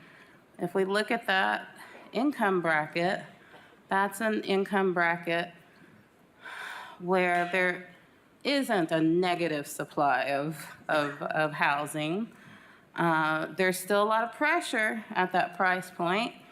But my argument is the folks, working in restaurants downtown, making $20,000 a year, what about these folks? When I reach out to the developer, they say, we do everything that we can to meet the terms presented to us by the city. They don't say, we can't do a project at that rate. We can't do a project that incorporates, 60%, 50% AMI. They say, we work to meet the terms presented to us by the city. So my question is, why do we keep focusing on 80% AMI? So, yeah, Ben Bentley, 901 North Broadway. You should get that on a recording next time. I would love. I have a text message. I'm joking a little bit, but we welcome those conversations. Obviously, the city of Knoxville over the last 2 years has prioritized for the first time affordable workforce housing within these developments. We're not. I don't want to speak for American Canon, but I think this is accurate. We're not where we want to be. We would love to have longer terms, more deeply affordable at AMI levels. And all of those things present financial trade-offs. So we're working very hard to get more housing supply, but also incorporate affordability into those. I think the best way to do that, and we're trying to work with HUD on this, it's a whole side project, but to be able to include subsidized units within market rate stuff in a way that does not impact rent to the owner is the most effective way to do that. And there's some nuance to that. It's not as easy as the 10-second version I just said, but that's where we're trying to get. Well, and I would just remind Councilmember Parker that, as you know, that Council has supported a huge comprehensive plan, Attainable Resilient Knoxville, and our pilot programs for developments like this one on your agenda tonight is just a tiny, tiny fraction of the affordable housing plan, and we have contributed to the development of thousands of affordable housing at the lowest income levels, at Western, Transforming Western and First Creek at Austin, at various other low-income housing subsidized gap financing projects throughout the city. And these pilots, if you recall the way we did pilots in the past, there was no component of affordability at all. So we've gone from 0 to often containing 10% or more workforce housing in these downtown developments. But that, again, is just a tiny fraction of the affordable housing plans that this council has supported, not just in word, but in budget. And, Mr. DuBose is happy to meet with you and review our plan and share with you what we've already done and what we will propose to be doing moving forward. Well, let me finish with my time.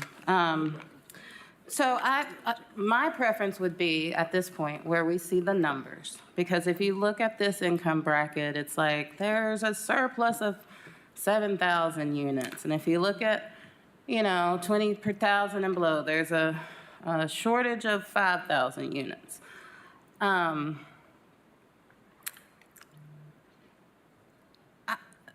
To me, there has to be a focus where there is the greatest need.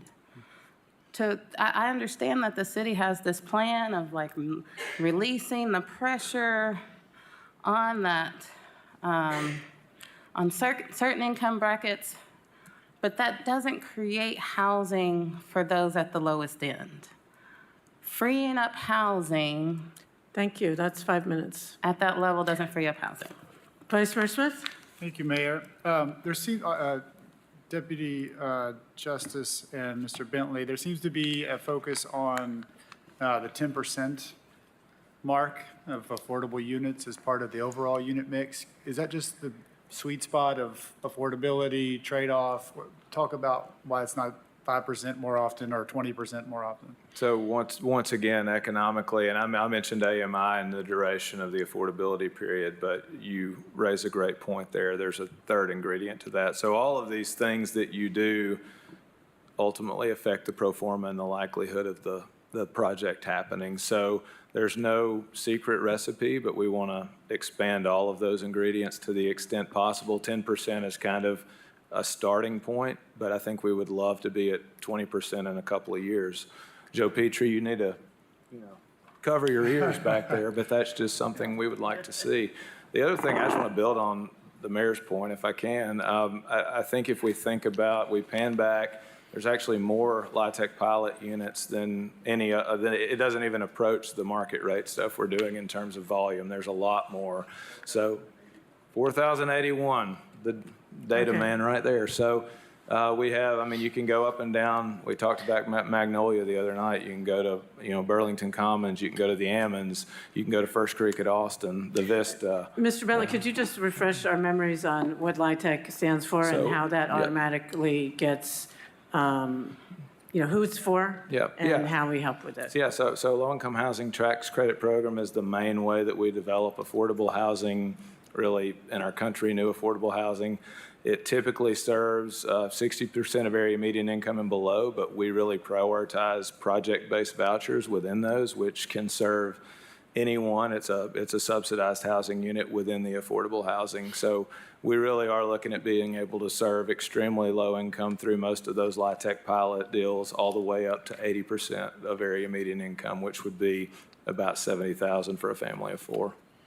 I appreciate that. I have one more question. It seems to me that, commend the team here of refining the pilots and just balancing changes and whatnot. For instance, I'm glad to see there's a 2-year construction period required. I think that's helpful. And, when rezonings happen, I get asked a lot, 2 years later, what happened to that? And what's the deal with that? Well, when there's an incentive involved, we get to put a timer on it, and I think that's a healthy balance or trade-off. When does the clock start for that construction period? When dirt starts moving, when the permit is approved by Director Aaron's? Typically, the pilot will close at the same time that the construction contract closes. So it's all one financial closing, and the clock would start with that construction period. So up until that point, the owner is just paying as if it's, if it's raw land, whatever the property taxes are for that. So the closure of the pilot triggers the 2-year construction period. Okay, thank you. Oh, okay. Ms. Parker, you're next, but I failed to see that someone had signed up to speak in favor of this. My apologies. Mr. Bartholomew, are you present? I'm sorry that I didn't call on you before the discussion began. Council members, I'll ask Mr. Bartholomew to share his comments with you, and then we'll go back to your discussion. Thank you. Parker Bartholomew, 5406 Summit Ridge Lane, 37921. I'm in favor of this project. This is a great infill project to continue providing housing downtown. This project's coming in, as you all know, I'm a numbers guy, so bear with me a little bit, coming in at $25 million or $286,000 per unit. This is much lower than the projects that we've approved previously in the previous years, and I want to commend the development team on getting their build costs under control. And the pilot is the only public incentive on this project, which again is, it's commendable to what they're doing. The average monthly rent here is going to be $22.63 per month, which is equivalent to a $375,000 mortgage. We currently do not have the housing supply to provide housing in the city for homeowners, and the zoning code is the reason for this scarcity. With missing middle, hopefully we can create more homes for homeowners. The $1,265 per month that somebody's making for the affordable portion of this now means that someone making $45,000 qualifies and not be cost burdened. This means that half of city employees need subsidized housing to live in the city. We need to continue to promote housing units, and hopefully we can find a solution to home ownership. To answer some of the questions that you all said about why we cannot provide housing to people lower than 80% AMI. And mainly that's because you cannot do that building multifamily residential. The building code will not allow you to build affordably. You have to think of another solution. That's why when we talk about missing middle, we talk about ADUs, we talk about tiny homes, and we talk about townhouses, that's the only way, because it's a math problem. It's a math problem. So just want to say thank you again to the development team, and I wish them well on this project. Thank you. Council, that concludes people signed up to speak on this item. Ms. Parker. Thank you. And I appreciate Mr. Bartholomew's comments because it helped with my comments. I don't necessarily agree. I apologize. But some good points were raised that speak to what I'm talking about. Like, we are relying on the city and KCDC to package these deals. And I believe more is possible. I believe we can get some downtown workers who are making $20,000 a year. We can get some of those city workers making $40,000 a year, also in this building, because as we just heard, or were reminded of, this is the pilot is the only public incentive, right? So when we pull our incentives together, look at longer pilots, certain grants that can help subsidize some of the cost of that, then we can provide more spaces for those under that 80% threshold. I appreciate the reminder that there's other building happening. I'm talking about downtown living. I'm talking about how do we, I'm seeing posts made by, affordable housing supporters in regards to this project and saying, our restaurant workers deserve a place to live downtown. Yeah, they do. This ain't it, right? When people hear affordable housing, when they hear workforce housing downtown, they think that the actual workforce that they recognize as labor will be able to live there, but we're not including them in the equation. The lowest we'll go for these deals, it seems, is 80%. And then, the lower, very low income, they're a part of other projects, but I would like to see these pilot deals include a mix of incomes, include diverse public funding sources, so that helps guarantee that affordable housing might last beyond the pilot, right? Because if we have no other public incentives attached to this, once the pilot, once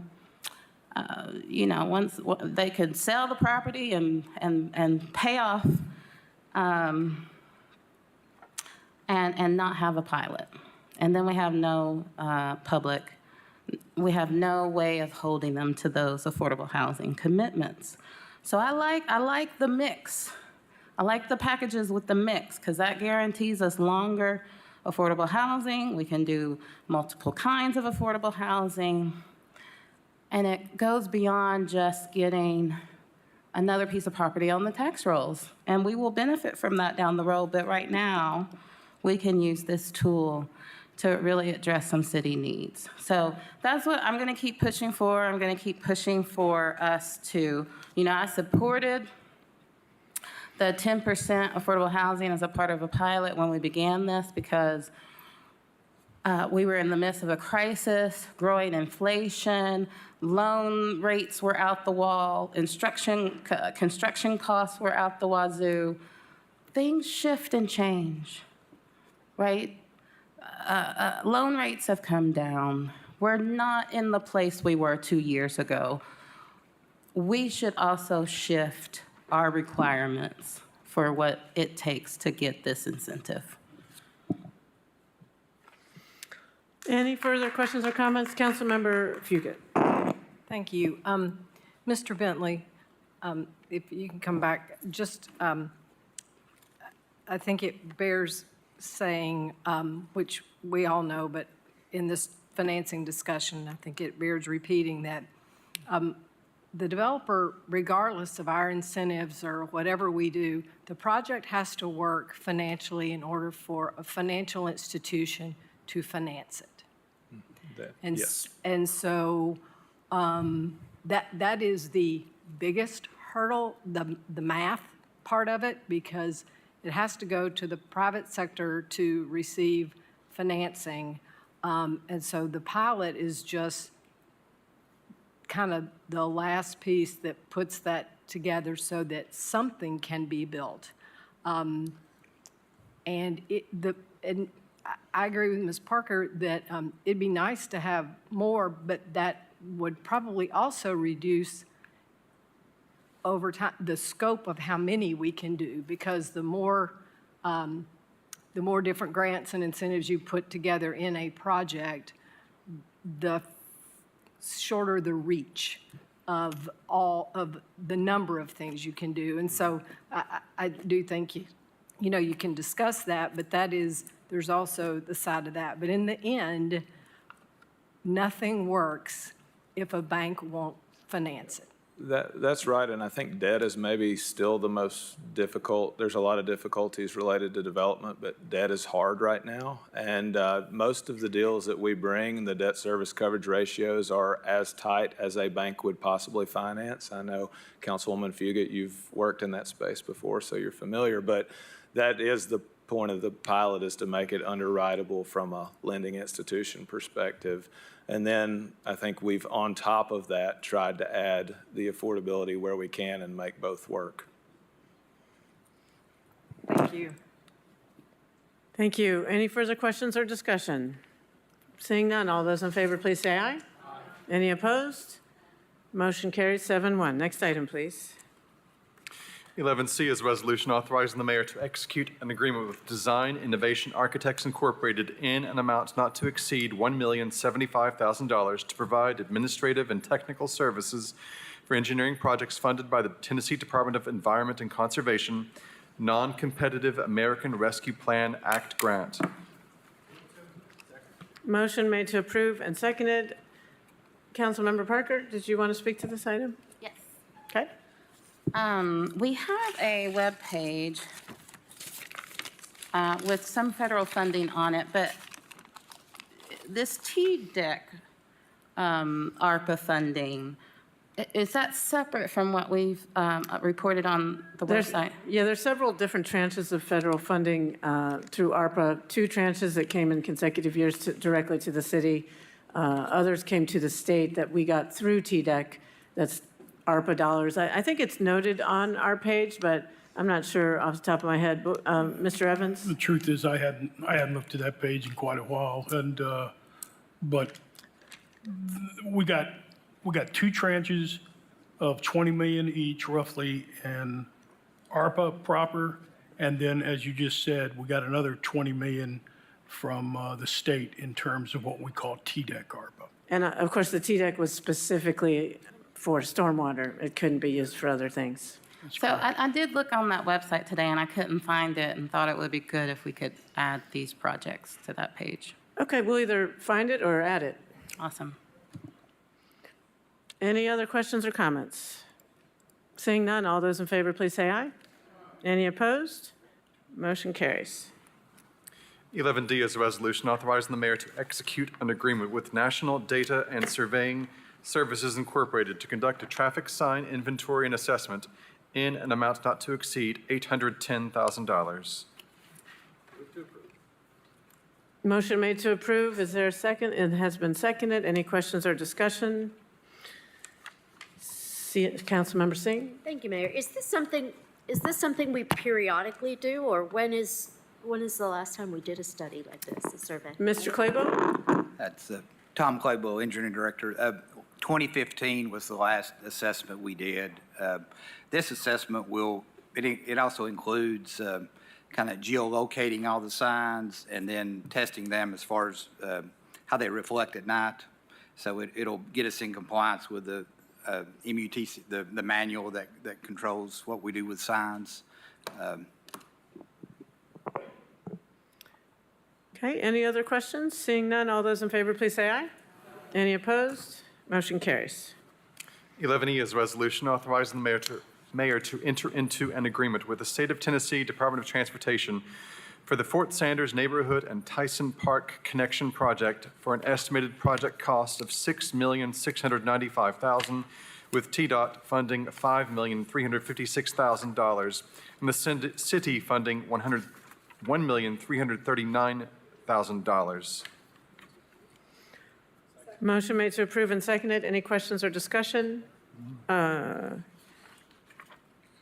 We have one person signed up to speak in favor of this. Mike Benzie. Mr. Benzie, are you present? Yes. All right. Please come on up to the podium and state your name and address for the record. My name is Mike Benzie. I live at 1001 Ledgerwood Avenue, Knoxville, 37917. Hi, Charlie. Thank you for appointing me to the Greenways Commission. I am currently chairman of the Greenways Commission, and I highly recommend this project because it will accommodate bicycle and pedestrian transportation in that area. So I'm a bike rider. I've been riding bikes for decades in Knoxville. Anything that can help make Knoxville a safer place for pedestrians and bicycles is definitely worth it. Thank you. Thank you, Mr. Benzie. Council, I just also wanted to let you know, Carolyn Cooley, who's a longtime former president of Bike Walk Knox, longtime advocate for our greenways and pedestrian and bike connections. She couldn't be here tonight, but she's been advocating for this particular connection for probably 10 or more years, and wanted me to pass on that she hopes you will approve it. Any further questions or discussion? Seeing none, all those in favor, please say aye. Any opposed? Motion carries. Thank you. 11F is a resolution authorizing the mayor to execute an agreement with Chris Haggard Plumbing LLC in an amount not to exceed $591,410.75 for the Washington Pike Drainage Improvements Project. Motion made to approve and seconded. Any questions or discussion? Seeing none, all those in favor, please say aye. Any opposed? Motion carries. 11G is a resolution authorizing the mayor to execute an agreement with Gresham Smith in an amount not to exceed $89,721 to provide construction, engineering, and inspection services for the Washington Pike Drainage Improvements Project. Motion made to approve and seconded. Any questions or discussion? Seeing none, all those in favor, please say aye. Any opposed? Motion carries. 11H is a resolution authorizing the mayor to execute any and all documents necessary to apply for and accept a grant award in the amount of $124,344 from the U.S. Department of Housing and Urban Development for a Continuum of Care Planning Grant to support COC planning activities with a required local match of 25%. Motion made to approve and seconded. Ms. Erin Reed and Kevin DuBose are here if you have any questions. Any comments or questions? Seeing none, all those in favor, please say aye. Any opposed? Motion carries. 11I is a resolution authorizing the mayor to execute any and all documents necessary to apply for and accept a grant award of $562,071 with no local match from the U.S. Department of Justice, Office of Juvenile Justice and Delinquency Prevention for continued funding of the Internet Crimes Against Children Task Force. Motion made to approve and seconded. Any questions or discussion? Seeing none, all those in favor, please say aye. Any opposed? Motion carries.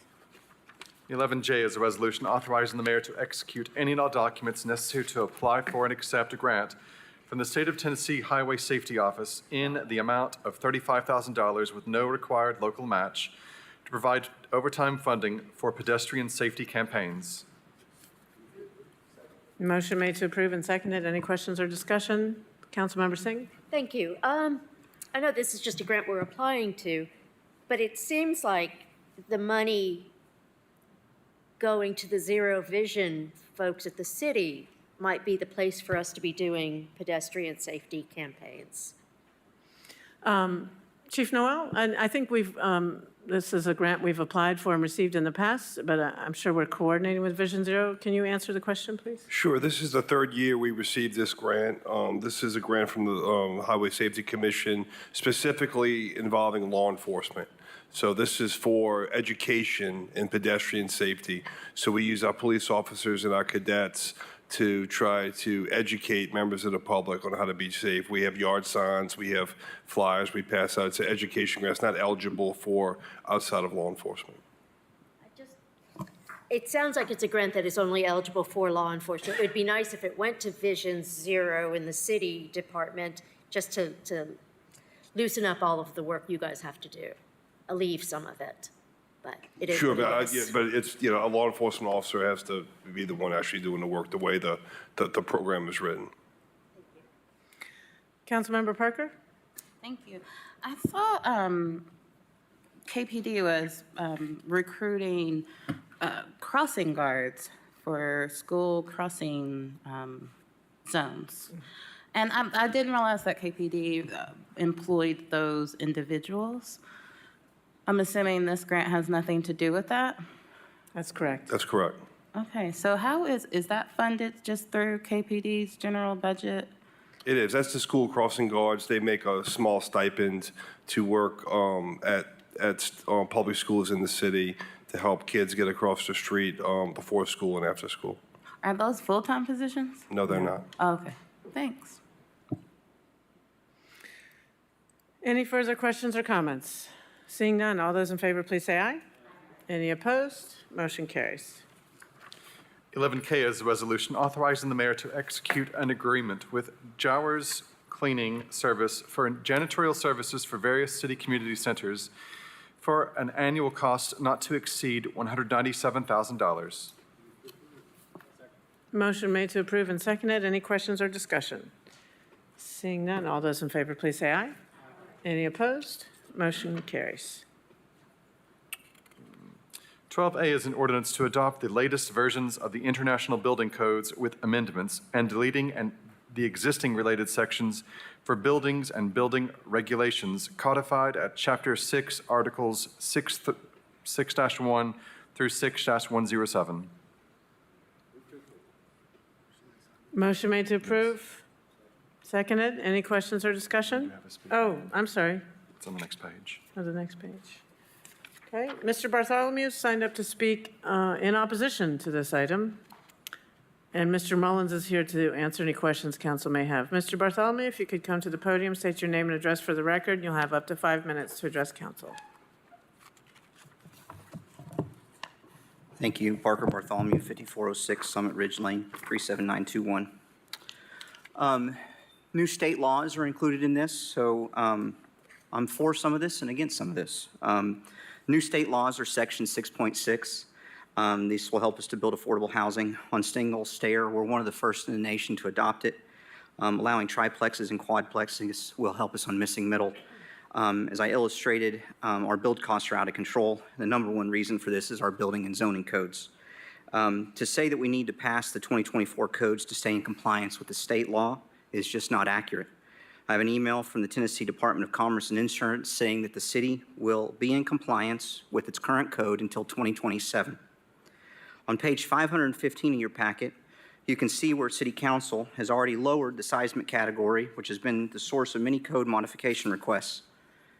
Now we have a different seismic, how we have a different seismic classification for residential than commercial, and why plans review did not apply this seismic category to commercial property, I'll never know. But to imply adopting the 2024 codes is how you fix this problem is disingenuous. How you fix this is to apply the exemption to commercial, or come back to you all and ask for a modification of the ordinance. This exemption and code modification requests were reviewed by the state as part of our audit, and we were found to be in compliance. Before you, right here, these are the code modification requests that we've filed just on seismic classifications. These represent millions of dollars of wasted fees from engineers, wasted times from our building department to review them, and delays to projects. What you do not see are the projects that decided to go ahead and build to the higher seismic classification. The impact increases the size of the footers, results in more concrete and rebar, larger beams and more structural components, and overall increased costs. I had a unique situation of designing one of these projects to both seismic classifications. It resulted in a cost increase of over $75,000 on a $1 million project. This is one mistake that the code added almost 10% to the project. We adopted the 2018 code very soon after its adoption. In a very similar fashion, we're trying to now adopt the 2024 code. It's important to note that the state is on the 2015 codes, and each legislative cycle, we're given exemptions to the code. So even the older codes, we continue to find things that should not apply. Up until a few weeks ago, in the 2024 code, we did not allow gas water heaters, gas HVAC units, gas dryers, or gas stoves. Luckily, this has been moved to an appendix in the 24 code, which I'm now being told that we're not adopting, thank goodness. Perhaps the most well-known modification is since 2009, we're required to have sprinkler systems in our single-family houses. The state has provided us an exemption to that requirement. I would prefer that you not pass the 2024 codes, but if you must, I ask that you give us the option to use the 2018 code for the next year. At the stakeholder meetings that were held, they were held before we had a complete 2024 code. We were not able to discuss the changes, mainly with the energy code, because at the time they were being litigated. Projects that are taking longer to plan and that may not have submitted for permit yet are designed based off the 2018 codes. I believe there's some beneficial things in the 2024 codes, and I also believe that there are some horrible changes. My request is that we slow down because we don't know what we don't know. By giving us a year to choose, it will give us an opportunity to apply both and see where the pitfalls are. We'll be able to learn from the mistakes of the past, and hopefully we won't do them again. Thank you. Thank you, Council. That concludes the people who signed up to speak to this. Peter Ahrens is available, and obviously, if you have any questions for him, and Grant Rosenberg, our COO, is also available if you have any questions. Councilmember Parker. Thank you. I do have questions for Mr. Ahrens.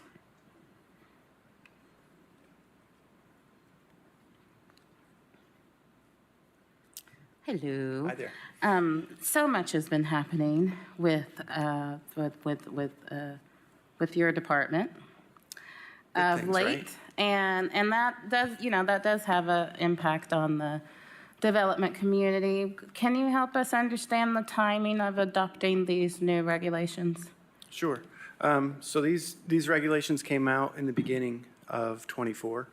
I've been in the building code industry since '98.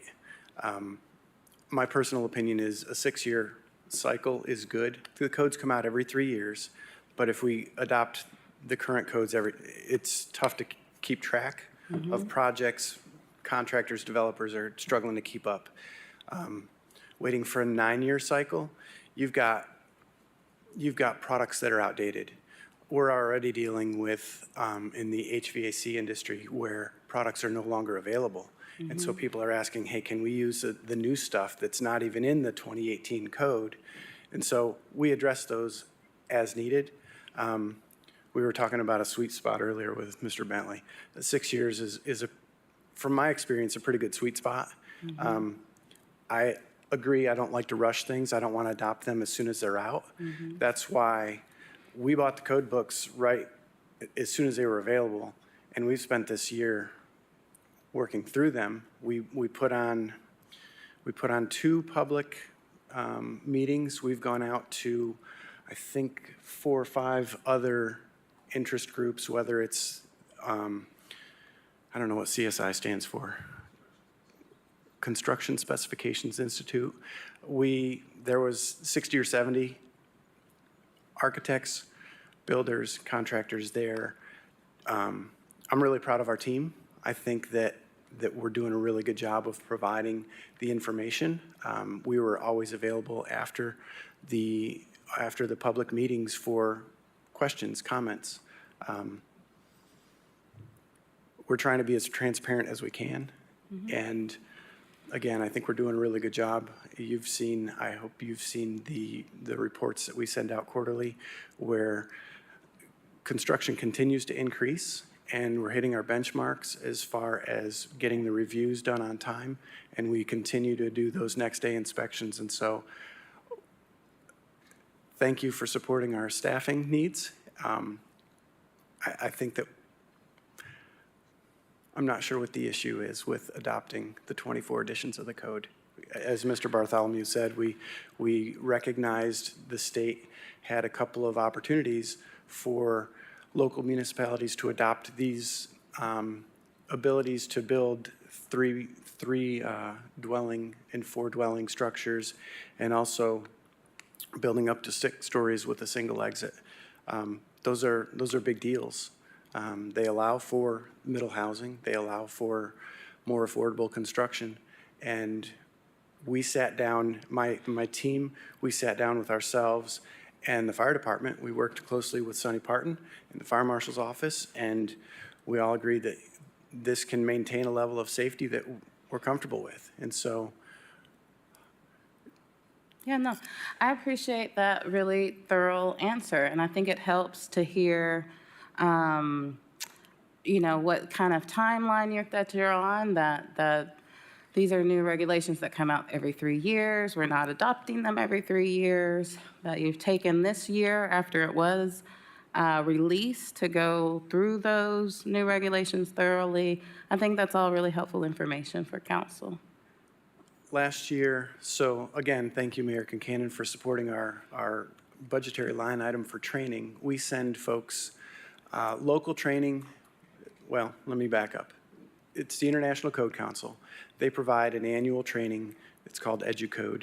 Last year I went because they had a whole series of transitioning from the 2018 to the 24 edition of the codes, whether that's the residential code, the building code, the fire code, and all of the trades in between.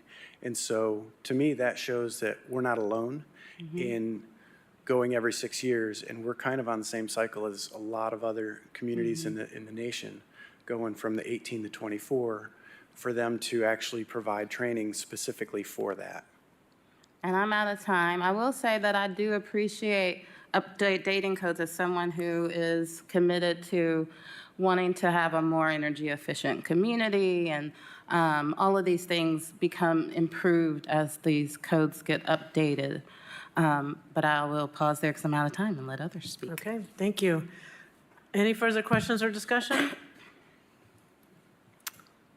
Seeing none, all those in favor, please say aye. Any opposed? Motion carries. 12B is an ordinance to adopt the latest version of the National Electric Code with amendments and to delete the existing related sections for electricity codified at Chapter 10, Articles 10-26 through 10-27. Motion made to approve and seconded. Any questions or discussion? Seeing none, all those in favor, please say aye. Any opposed? Motion carries. 12C is an ordinance to close a portion of Cherry Drive adjacent to City Block 51570 and authorizing the mayor to execute quitclaim deeds to the adjacent property owners, 2nd District. Motion made to approve and seconded. Any questions or discussion? Seeing none, all those in favor, please say aye. Any opposed? Motion carries. 12D is an ordinance to close Sevier Heights Road from Lancaster Drive to Wallace Drive, adjacent to City Block 28900, and authorizing the mayor to execute quitclaim deeds to the adjacent property owners, 1st District. Motion made to approve and seconded. Any questions or discussion? Seeing none, all those in favor, please say aye. Any opposed? Motion carries. 12E is an ordinance to close Austin Holmes Boulevard from the Austin Holmes Boulevard roundabout at South Bell Street westerly to terminus at First Creek, adjacent to City Block 07327, and authorizing the mayor to execute quitclaim deeds to the adjacent property owners, 6th District. Second. Motion made to approve and seconded. Any questions or discussion? Seeing none, all those in favor? Oh, sorry. Sorry. Ms. Parker. Just for this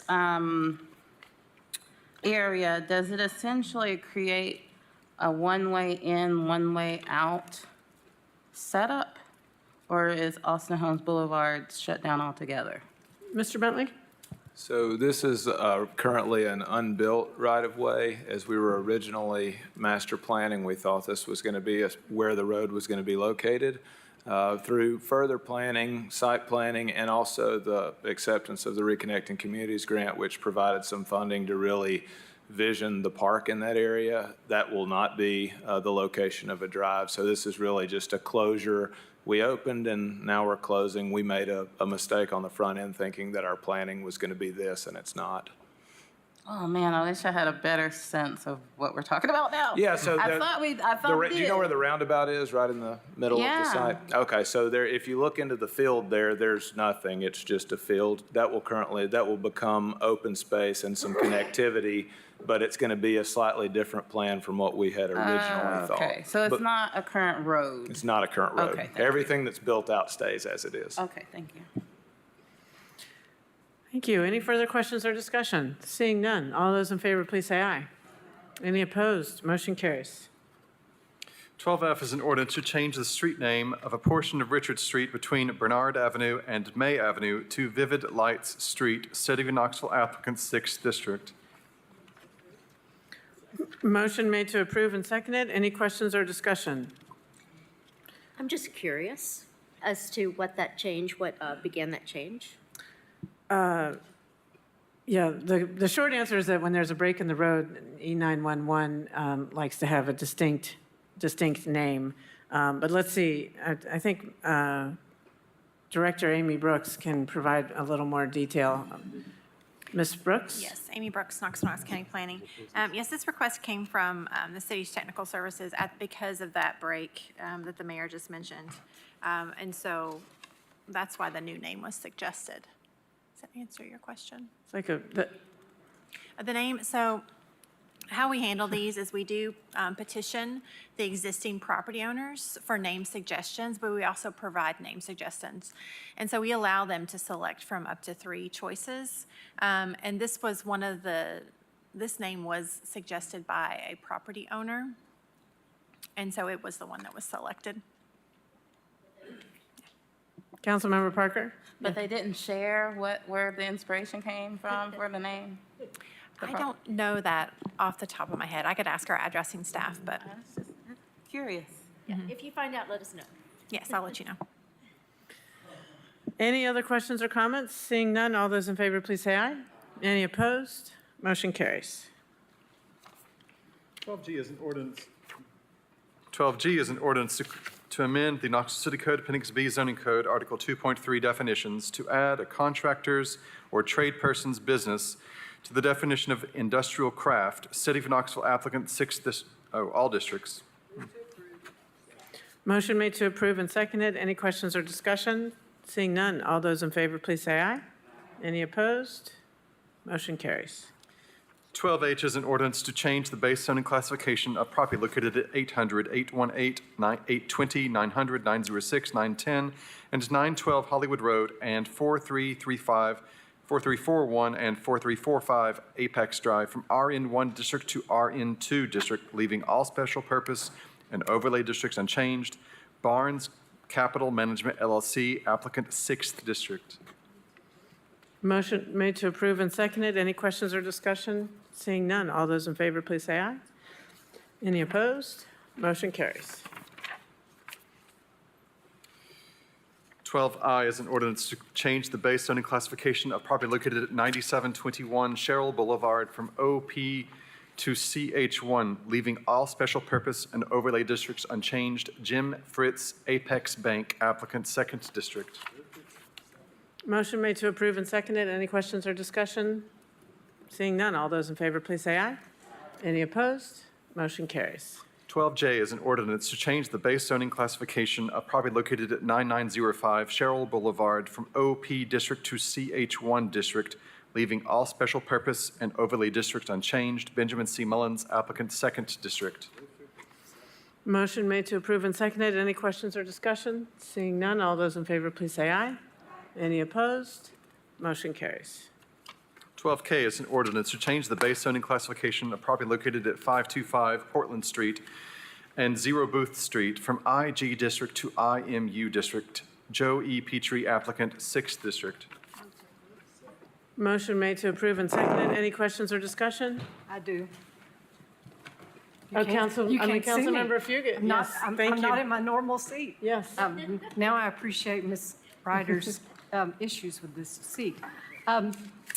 All kidding aside, Mr. Petrie, Could you please come just answer a burning question as someone who loves old things? Please express to me the intent of that beautiful historic building that's been redeveloped. You're not going to, the owners of this property don't intend to tear that down, do they? Joe Petrie, 900 South Gay Street, 37902. First of all, thank you for your support on our pilot.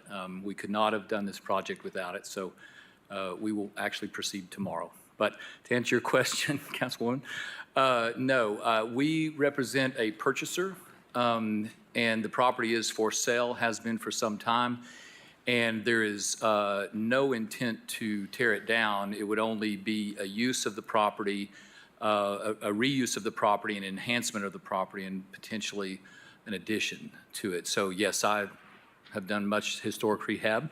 I know. And love the building. That's It's why a wonderful building. I felt confident that was not the intent, but Right. I would like that publicly stated, because when people see rezonings of historic buildings, that is always the concern. Is a demolition permit going to be pulled next? It's a gem in our community, and Yes, we it is. would hope to preserve it. It is for sale, and so it's under contract. That's kind of all I can say, but it is a wonderful project. Okay. We'll have a side conversation. Thank you. Okay, sure. Any other questions or comments? Seeing none, all those in favor, please say aye. Any opposed? Motion carries. There's no public forum. Okay, there's no one signed up for public forum, so without objection, this meeting is adjourned. We met you.